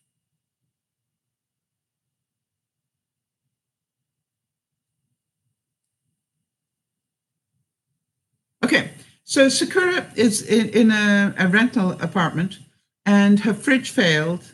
And so she talked to the management company, and what happened was they brought a new fridge, new to her fridge, not a new fridge. When she opened it, there was green inside that looked remarkably like mold to her. So she phoned the management company and said, this fridge that's been delivered, it's got mold all over it inside. And the guy that was she told the guy that was installing it, this is mold here. And he said, no, it's not. It's just food. And he actually said it in a way that she decided to believe him for that second.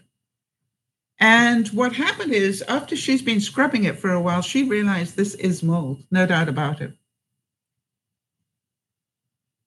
And then she grew up.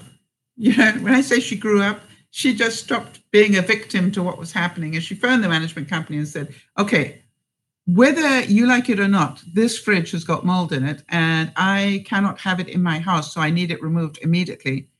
And I need a new one without mold delivered. Well done, Sakura. I was so proud of you that you did that.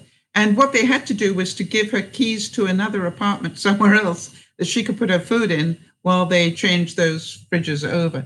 Do you understand? How many of you would hold on to that anger and then be in a mood for maybe 12 hours or 24 hours? Right. When you're thinking about that, Sakura, I totally understood it. But, I always say to myself, Sakura, how would a really smart person handle this? They wouldn't get in a tiz. They'd phone up and say exactly what you ended up saying, which is, excuse me, I tried to clean this. I found out that this actually is mold. So please, could I have it changed? Yes, Sakura's saying, I'm still fuming about it, but I'm just not letting it affect you as much. I don't believe it's not affecting you, Sakura. I'm sorry. I just don't. I think you've got control of most of it. I don't think you will let go of it all until you've got the new fridge in place. Or maybe you have already. But even then, you'd probably still hold on to some resentment because how dare they do that to me? I know I'm right, Sakura. I'm quite smart. I just look stupid. So, do you understand? It's up to you how long you stay angry. And you see the difference, what will make a real difference is when that fridge gets delivered, that you phone the same person that you got so angry with and say, I really want to thank you for looking after me. It felt so good that you cared. And then they'll pass it forward. They'll pass that good mood with somebody. Right? And being an adult now, not a child, Sakura said, I phoned them earlier and asked what time they're going to be bringing the fridge because it's not yet there. Right, exactly. This is like, hi, guys, I believe you. You said you're going to deliver it. Just can you give me an idea of what time so I can make sure I'm here? Yeah. I quite honestly, Sakura, that's a good question to ask right at the beginning. Can you let me know when you're going to be delivering a new one? Jody has a lot of problem with that. Jody has all sorts of people. Jody is a very organized, time-sensitive person. And so, when somebody doesn't do things on time, Jody gets pretty upset, as do I. By the way, Jody, never go to the Philippines or a lot of other third world countries because their sense of time and ours is totally different. Definitely don't go to Swaziland. In Swaziland, they even walk really slowly. I have never been in a country where they all amble. They don't know what walk is. How many of you can feel that as I'm talking about it?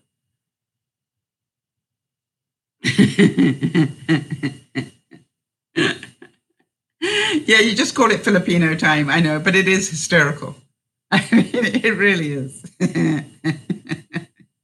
Which means I will be there sometime today, so just stay in all day. But actually, no, Sakura, it's funny thing is you don't expect everybody to stay there all day. You expect to wait if they're not there when you get there. Yeah, yeah, exactly. It's like, it amazes me that Benji and Judy ever catch a flight, right? It's just like, how did they do that? Now, Benji, of course, has that Japanese side to him. So he and I, when we say 5 o'clock, we mean 5 o'clock.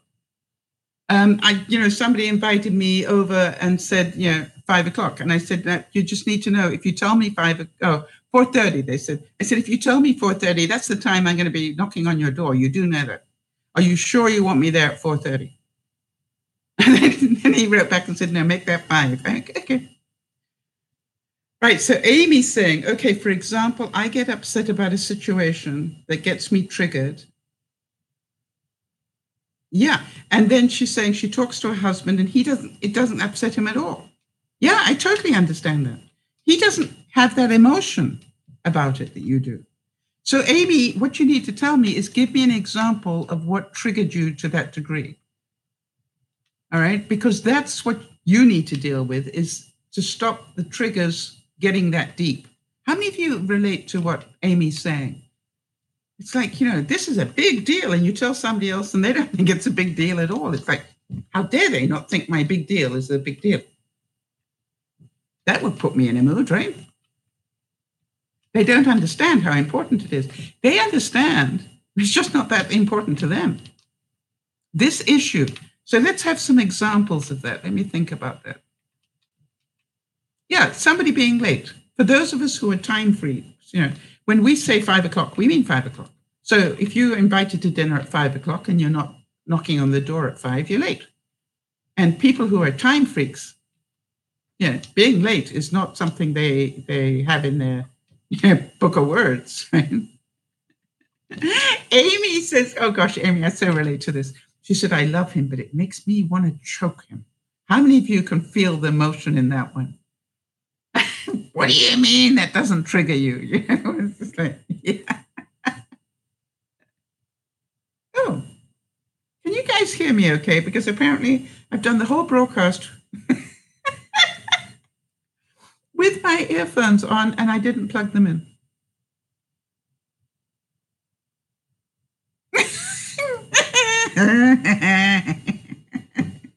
Oh, I'm not going to bother now. Did anybody notice the sound quality was down a bit?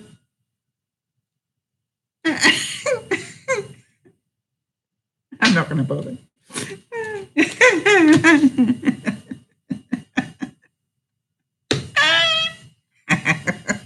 That put me in a good mood. Oh, it sounds so different when I haven't got my earphones on. All right. Anyway, so let me answer the question, Amy. I don't mean to be rude, and to Sakura. What makes the difference is your intensity about the issue. So here's the homework. The homework for you is to find out, why do these things have so much intensity for you, so much drama? Right? For me, that person who said they couldn't be there at 2 o'clock and wanted me to change my whole timetable, I could have gone very dramatic on that. And I just said, hey, that's okay. I didn't hate them. It was just, they told me the truth. All right, so Amy's saying, okay, making a doctor's appointment. I can't for the life of me talk on the phone, and I need help because I sat there talking for an hour. He gets on the phone and in 5 minutes he gets it done. Yeah, that would annoy me. So, Amy, why does it take you an hour and why does it take your husband only 5 minutes? That's what you need to look at. How does he do it that is different?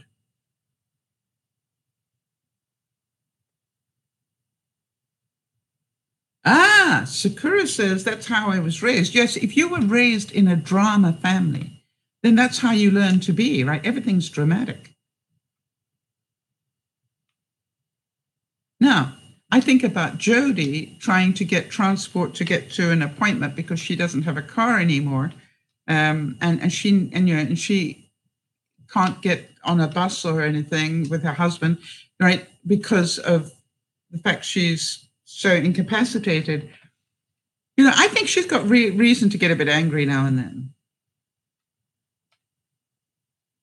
Yes, Sakura's saying that she's changing slowly. Good. That's right. I just want you to look at these things, Sakura, not asking you to change overnight. Just look at what's happening to you and how you create your own drama.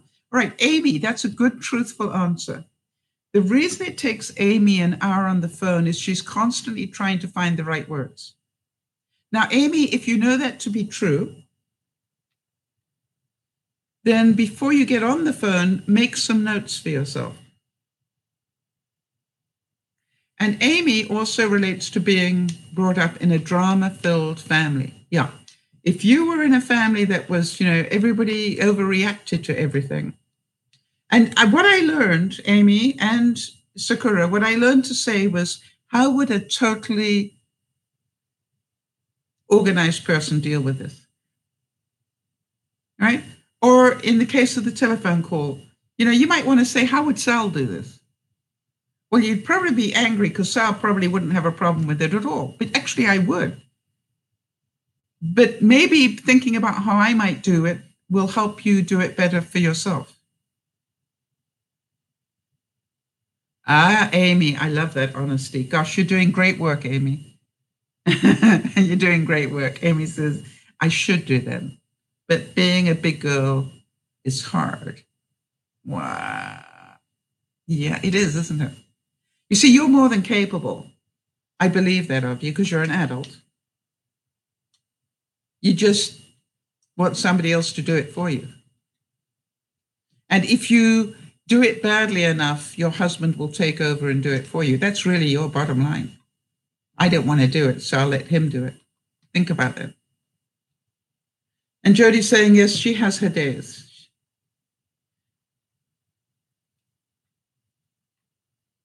Yeah. Jody, I want to tell you from my experience of you, you actually do a great job. And when you get upset, it's with good reason. You're not a drama queen. Right? Because I've heard what has happened to you and what you've been doing about it. And I don't see you as a drama queen at all.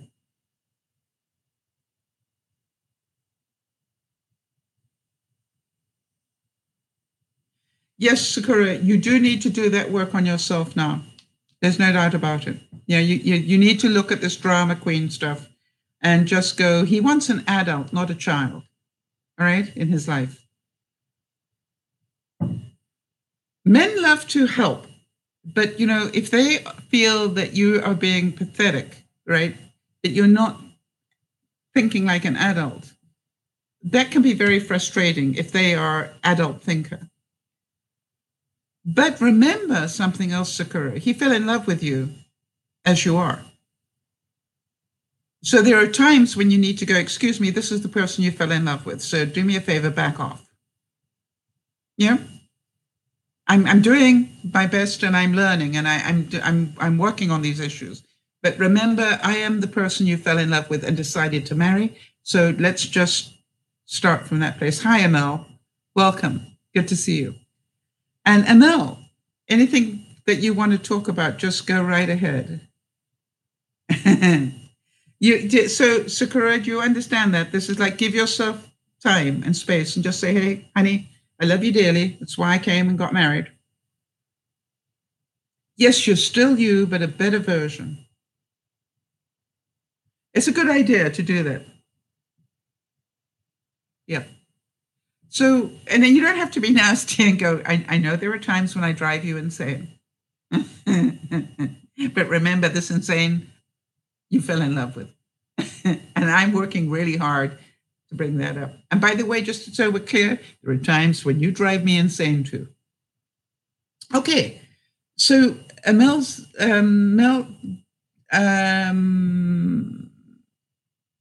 all right. Do you want me to talk about that with your name attached or not? You'll get a sense of humor about it, Sakura. all right? Because it's really important that you laugh about it a bit. Yes, Amy, that's right. All right, with all your drama, with all your childish behavior, with all of that stuff, the drama queen stuff, you've still been together for 18 years. Right? Yeah, you need to get a sense of humor. I really have to say that it's important. Okay, that person who asked me the question about your mom, could you tell me what it is, and I will see if we can help you. So, and that's not true. I wish I spoke your language as well as you speak mine.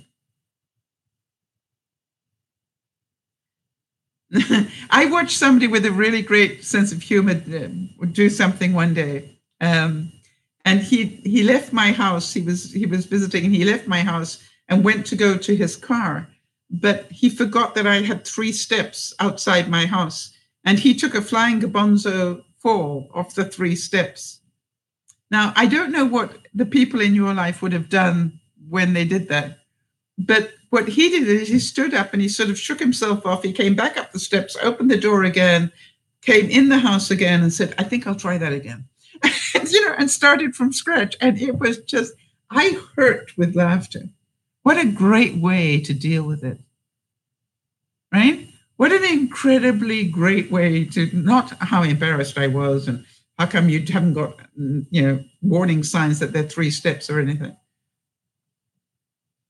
Okay, good to see you, honey. Good work.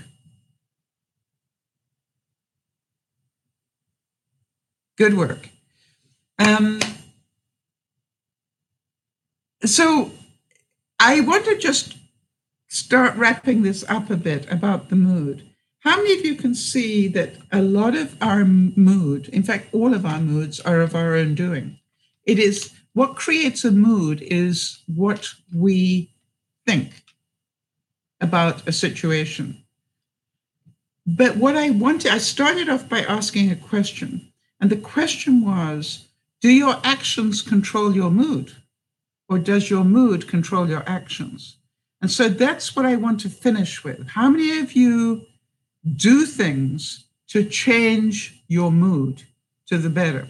All right. In the meantime, I'm reading a comment here from a viewer. My mom is so strict with me. She doesn't let me open up my hair and just go to a party.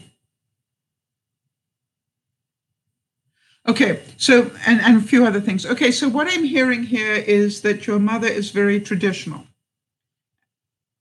All right? And she's choosing, how old are you? You're?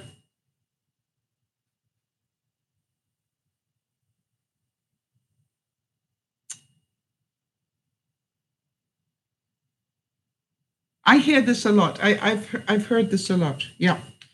Okay, so in your culture, I'd like to suggest that 18 isn't considered to be adult. Right? In your culture, the chances are that you're going to have to get to 25 to 30 before they even start thinking about you as being grown up.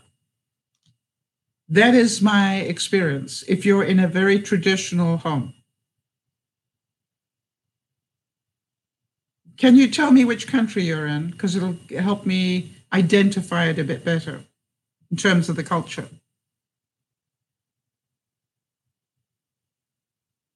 And the difficult thing is if you're around, if you're in that culture, but in a society, for example, you could have Indian culture, but you're in a North American society. So you're in North Africa, right? So very strict rules about what you're allowed to do and not allowed to do.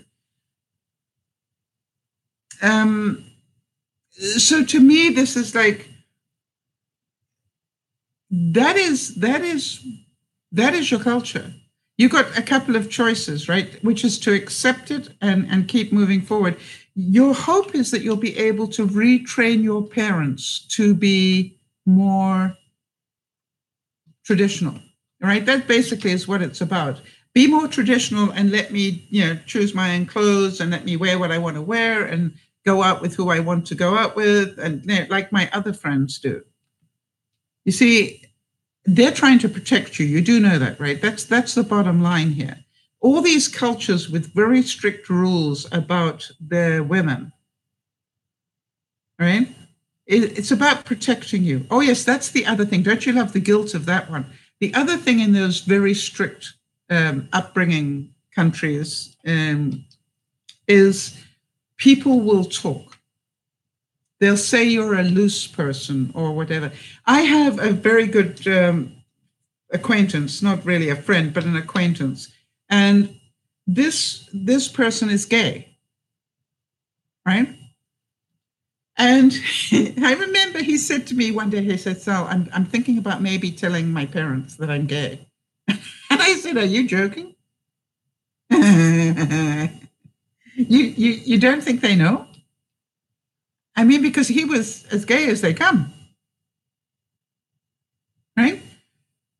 So it was really interesting to me. And he's going, I'm thinking about telling my parents. And I said, well, you understand, if you tell your parents, who are very traditional, they're probably going to throw you out of the family. But the good news is, if they love you, eventually they will grow up that being gay is, part of what's happening in this world today, and maybe still love you. But if you come out, you need to know that they may never forgive you, because, as we're saying, people will talk.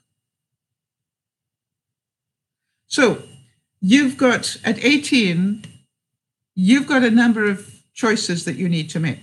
Who's paying for your education? That's one question.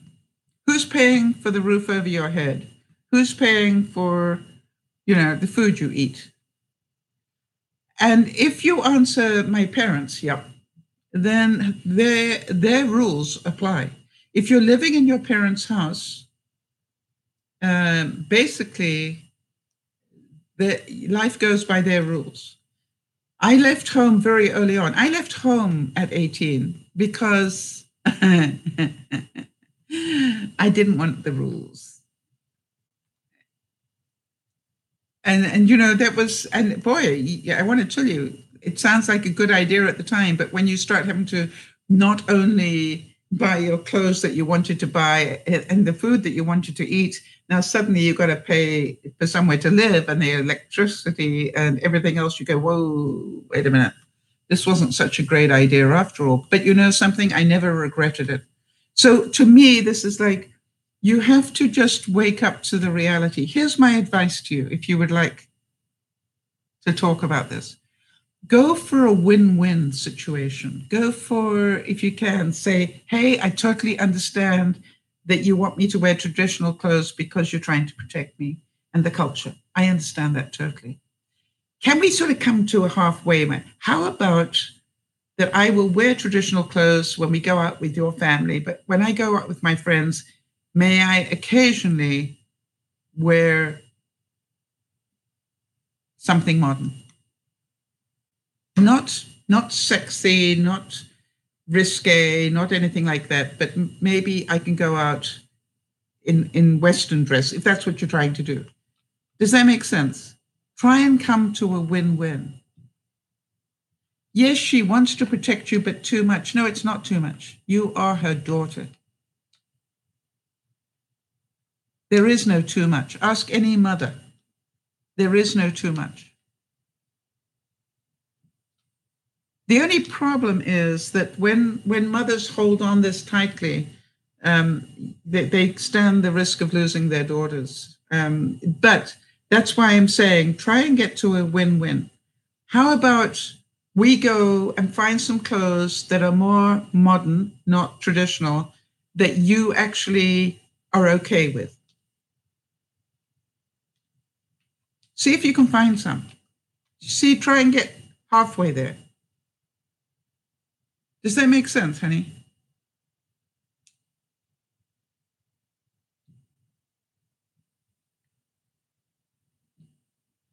Can I tell you what the biggest problem is? The biggest problem is they have been 18.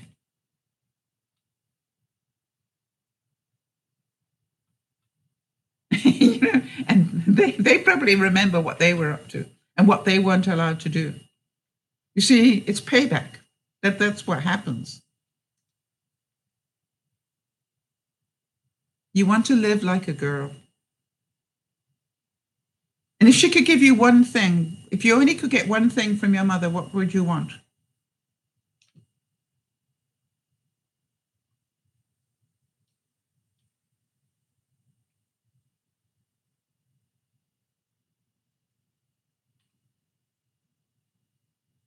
Yes, Sakura is saying they have been there and done that, and they know what you're going through. Yes, but they want to hold on to the culture. That's another thing. I cannot tell you how actually you have more problem, I think, with fathers holding on to the culture than mothers. I'd like to suggest that maybe the one thing that you would like to hold on to is her love. Would I be right on that?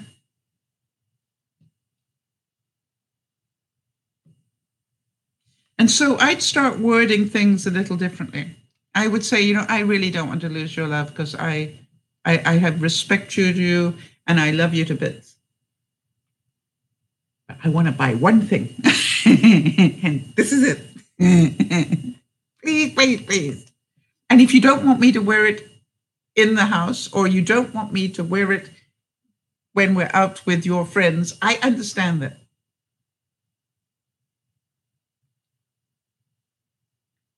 And don't say, but all my friends get to do it, right? Because, we've all been there and said that. And then the answer they will give you is yes, but if all your friends committed murder, would you do it, right? So they'll come back with that sort of logic. So don't say all my friends get to do it. It doesn't work.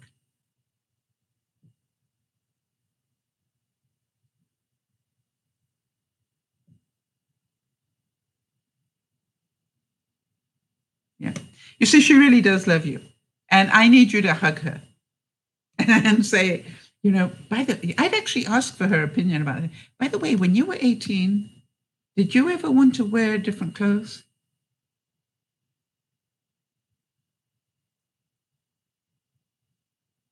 Yeah, I know she loves you. Yeah. And then, let her talk. Don't start by trying to fix this. Just ask her, when you were my age, did you ever want to wear Western clothes? Or, whatever it is that you want to wear. And she'll probably say, actually, yeah. So why didn't you? What stopped you from doing that? And, hear her out. Her mother stopped her, or her father said she looked like a slut, or, whatever it is, hear her out. And then say,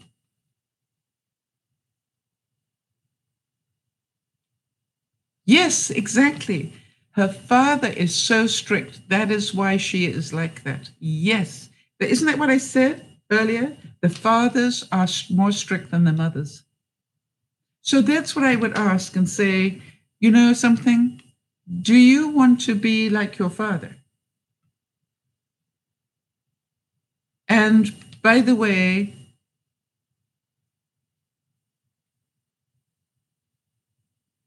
when you look back on it, did the father make the right decision? You need to talk about it. The other thing is this is what I've always said to people who are living at home and have these sort of problems. Do what you need to do to finish your education and do the things that they are willing to pay for, and just suck it up and then go and live your life.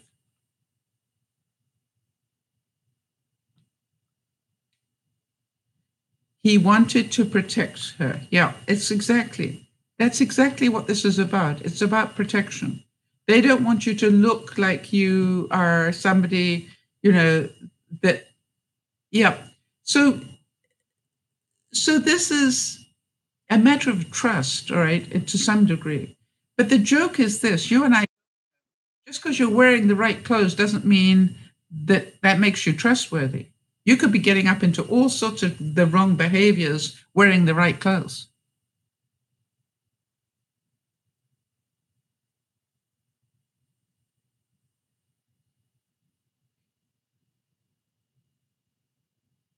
Right?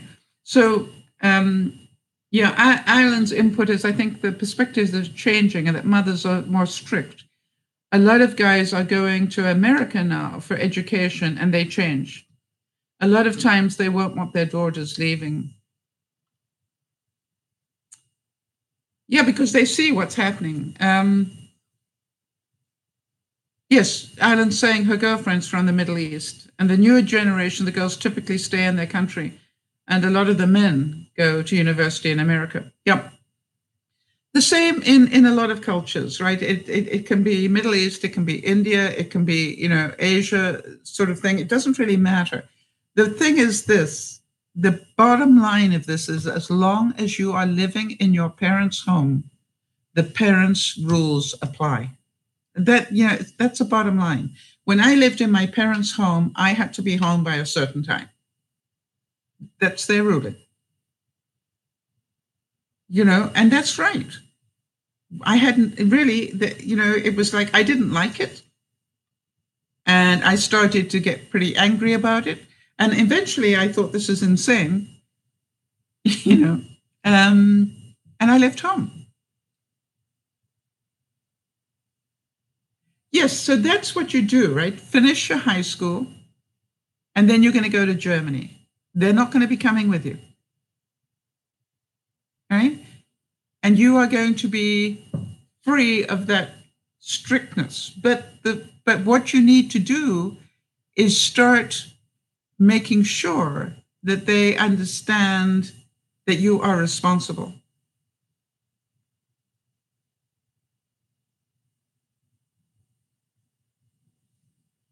But you're going to be going to Germany. Your brother's already there. Do I understand that correctly?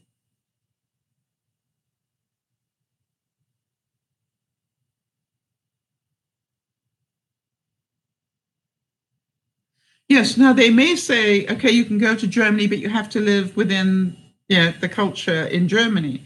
And we're going to send you to Auntie so and so or to your brother. Now sometimes the brothers can be more strict than the mothers.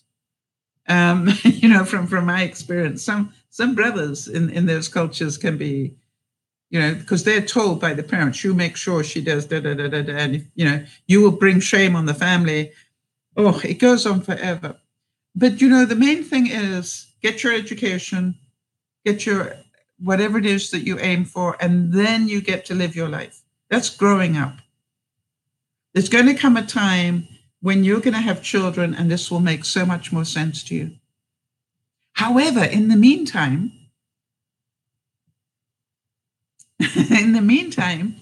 thank you for talking about it, because although a lot of people here may sound like they don't have those sort of problems, they have their own within their culture. All right. And so I'm certain a lot of people will tell you that, that within their own culture, there are a lot of restrictions that they wish they could change. And some of them wish they had family that cared about them as much as yours do. Does that make sense, honey? So when you hear it, instead of getting moody about it and get angry, go, I hear the love in that. That's your answer now, all right? Start practicing that.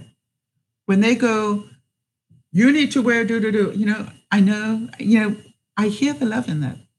You're trying to protect me, aren't you? And watch them go, well, actually, yeah. But talk about their experience, right? Find out their frustrations. And how did they deal with it? So you can learn from them how to cope for the next few years while you finish your education. Does that make sense, honey? Because they went through the same thing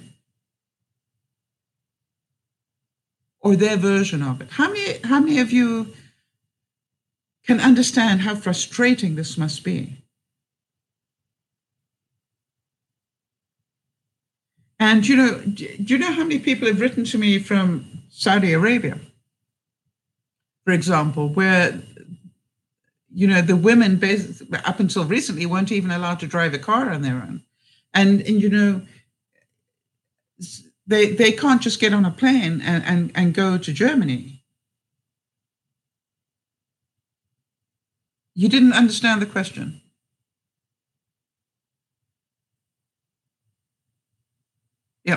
I understood what you said.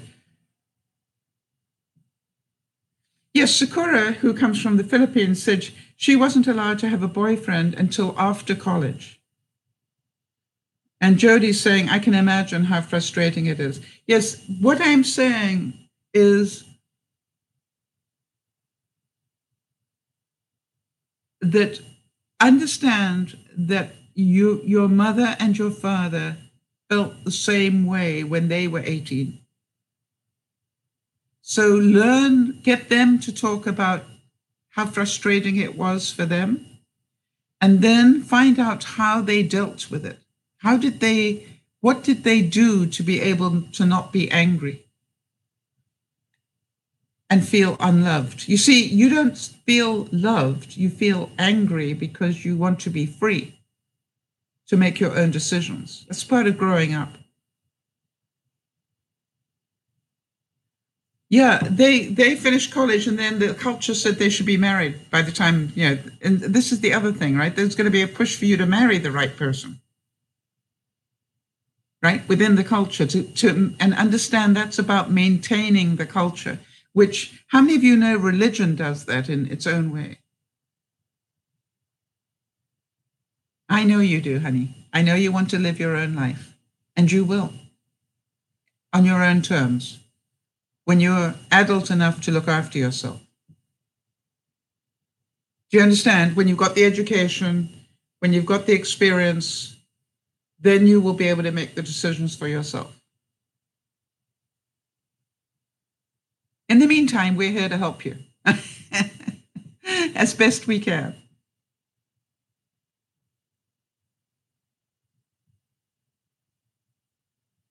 So I want to give you a big hug. Well, you know something? I understand that in the Islamic faith, you're not allowed to marry a Christian, but I know some that did.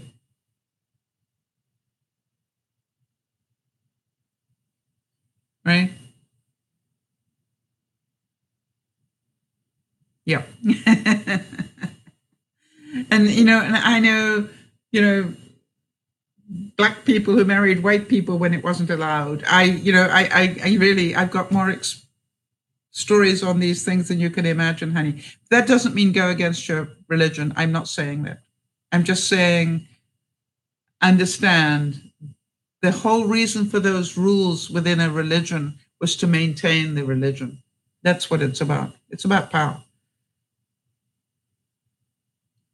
Yeah, Sakura's saying, I asked my mom why. It's because she had experience with it, and school is more important than a man, as well as for your own good. Listen to this, in which you could hear wisdom, right?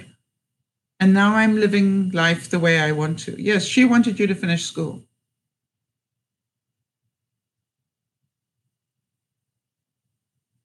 It's a hard time, but be patient. Your time of fun will come. What great advice, Sakura. Thank you. Be patient. Your time of fun will come. I would write that in your journal. All right. So when you want to speak your mind, she yells at you. All right.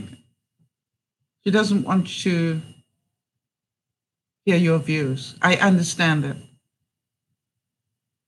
All right. So she's not going to change. Do you understand that? You cannot change her. She's in a box, and she will hold onto that box because that's her security. Does that make sense to you, honey? These rules are her security. Okay, you're not going to change that.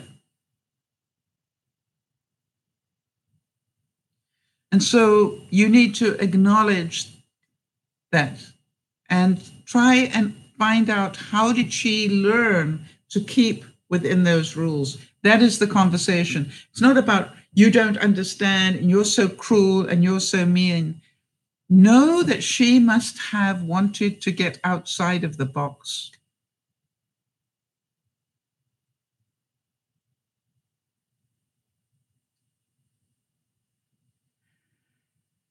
And be and feel, really have compassion for her.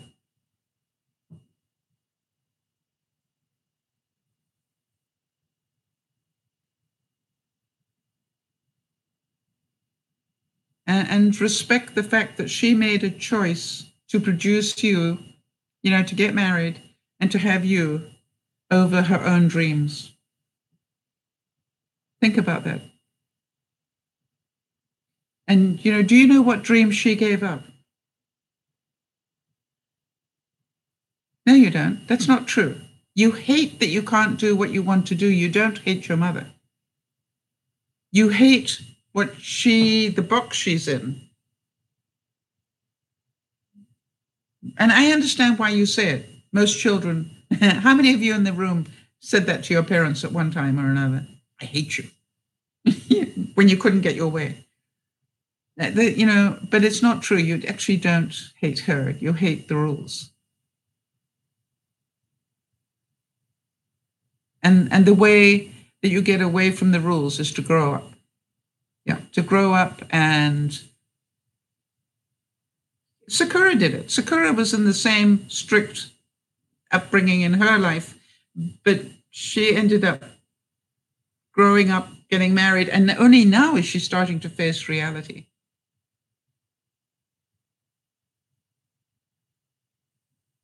Yes. That's another bit of wisdom. Listen to Sakura here. By the way, you two perhaps should communicate. Would you like that support, honey?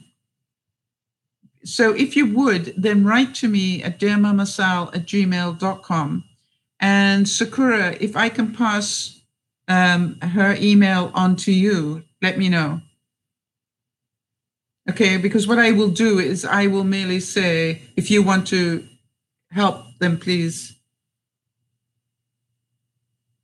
Yes, I think that is true, Trina, that she probably felt the same, but it will be difficult for her to admit that.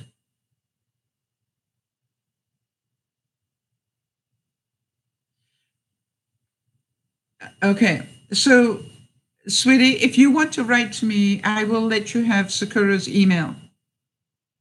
All right? And then you two can talk about this. It will probably help to talk to somebody who's walked that path. Yes, and listen to what Sakura's saying here, which is, it's hard, I know. It was easier under parents. Listen to that, right? Now it's a different sort of hard. Yes, I quite agree, because you have to learn to grow up. All right, so we started off by talking about moods. Amel, do you see where Jody has given you my email address?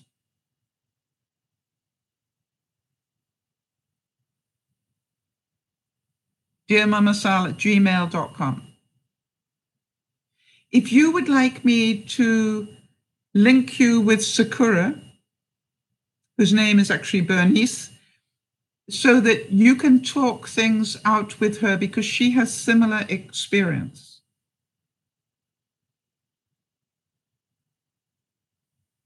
Then write to me saying it is okay for me to give your email address to her.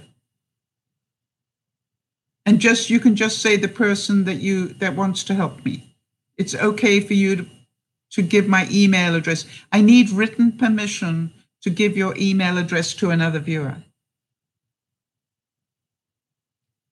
And Sakura is English as a second language as well, and so am I. She will talk with you, and she will understand because she has done it. And she will hold your hand.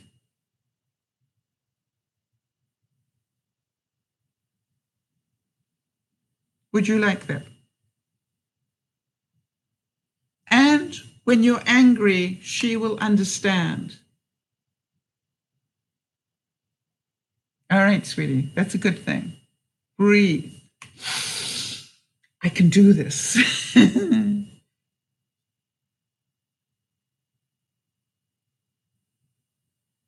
And Sakura, your job is to be a friend, and a friend doesn't fix things. A friend listens, and a friend supports. Okay? And also respects the culture. So I do need to go though, peeps. Honey,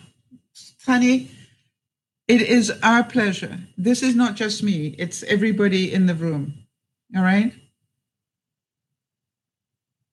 Dear Mama Sal, I'm just the person that sits in front of the camera.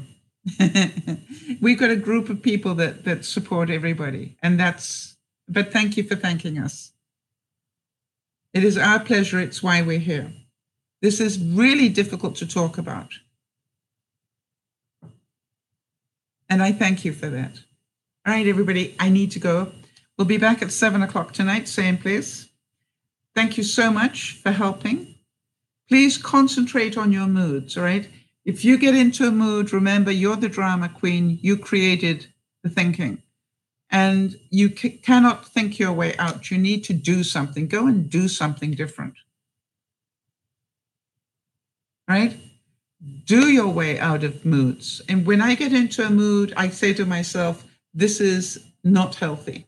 Let me go and do something and change my mood. Right? Go up, clean something, tidy something up, do something where you get achievement, change your mood. You are responsible for creating a mood, and you are also responsible for changing it, not somebody else. It's not for somebody else. Oh, I need you to cheer me up because I'm miserable. No, you need to cheer yourself up. Get real. All right, everybody, look after one another, but please, please, please look after yourself first. This is Dear Mama Sal saying big hugs to you all. Difficult subject, well handled. We will do more on this subject. Bye-bye for now.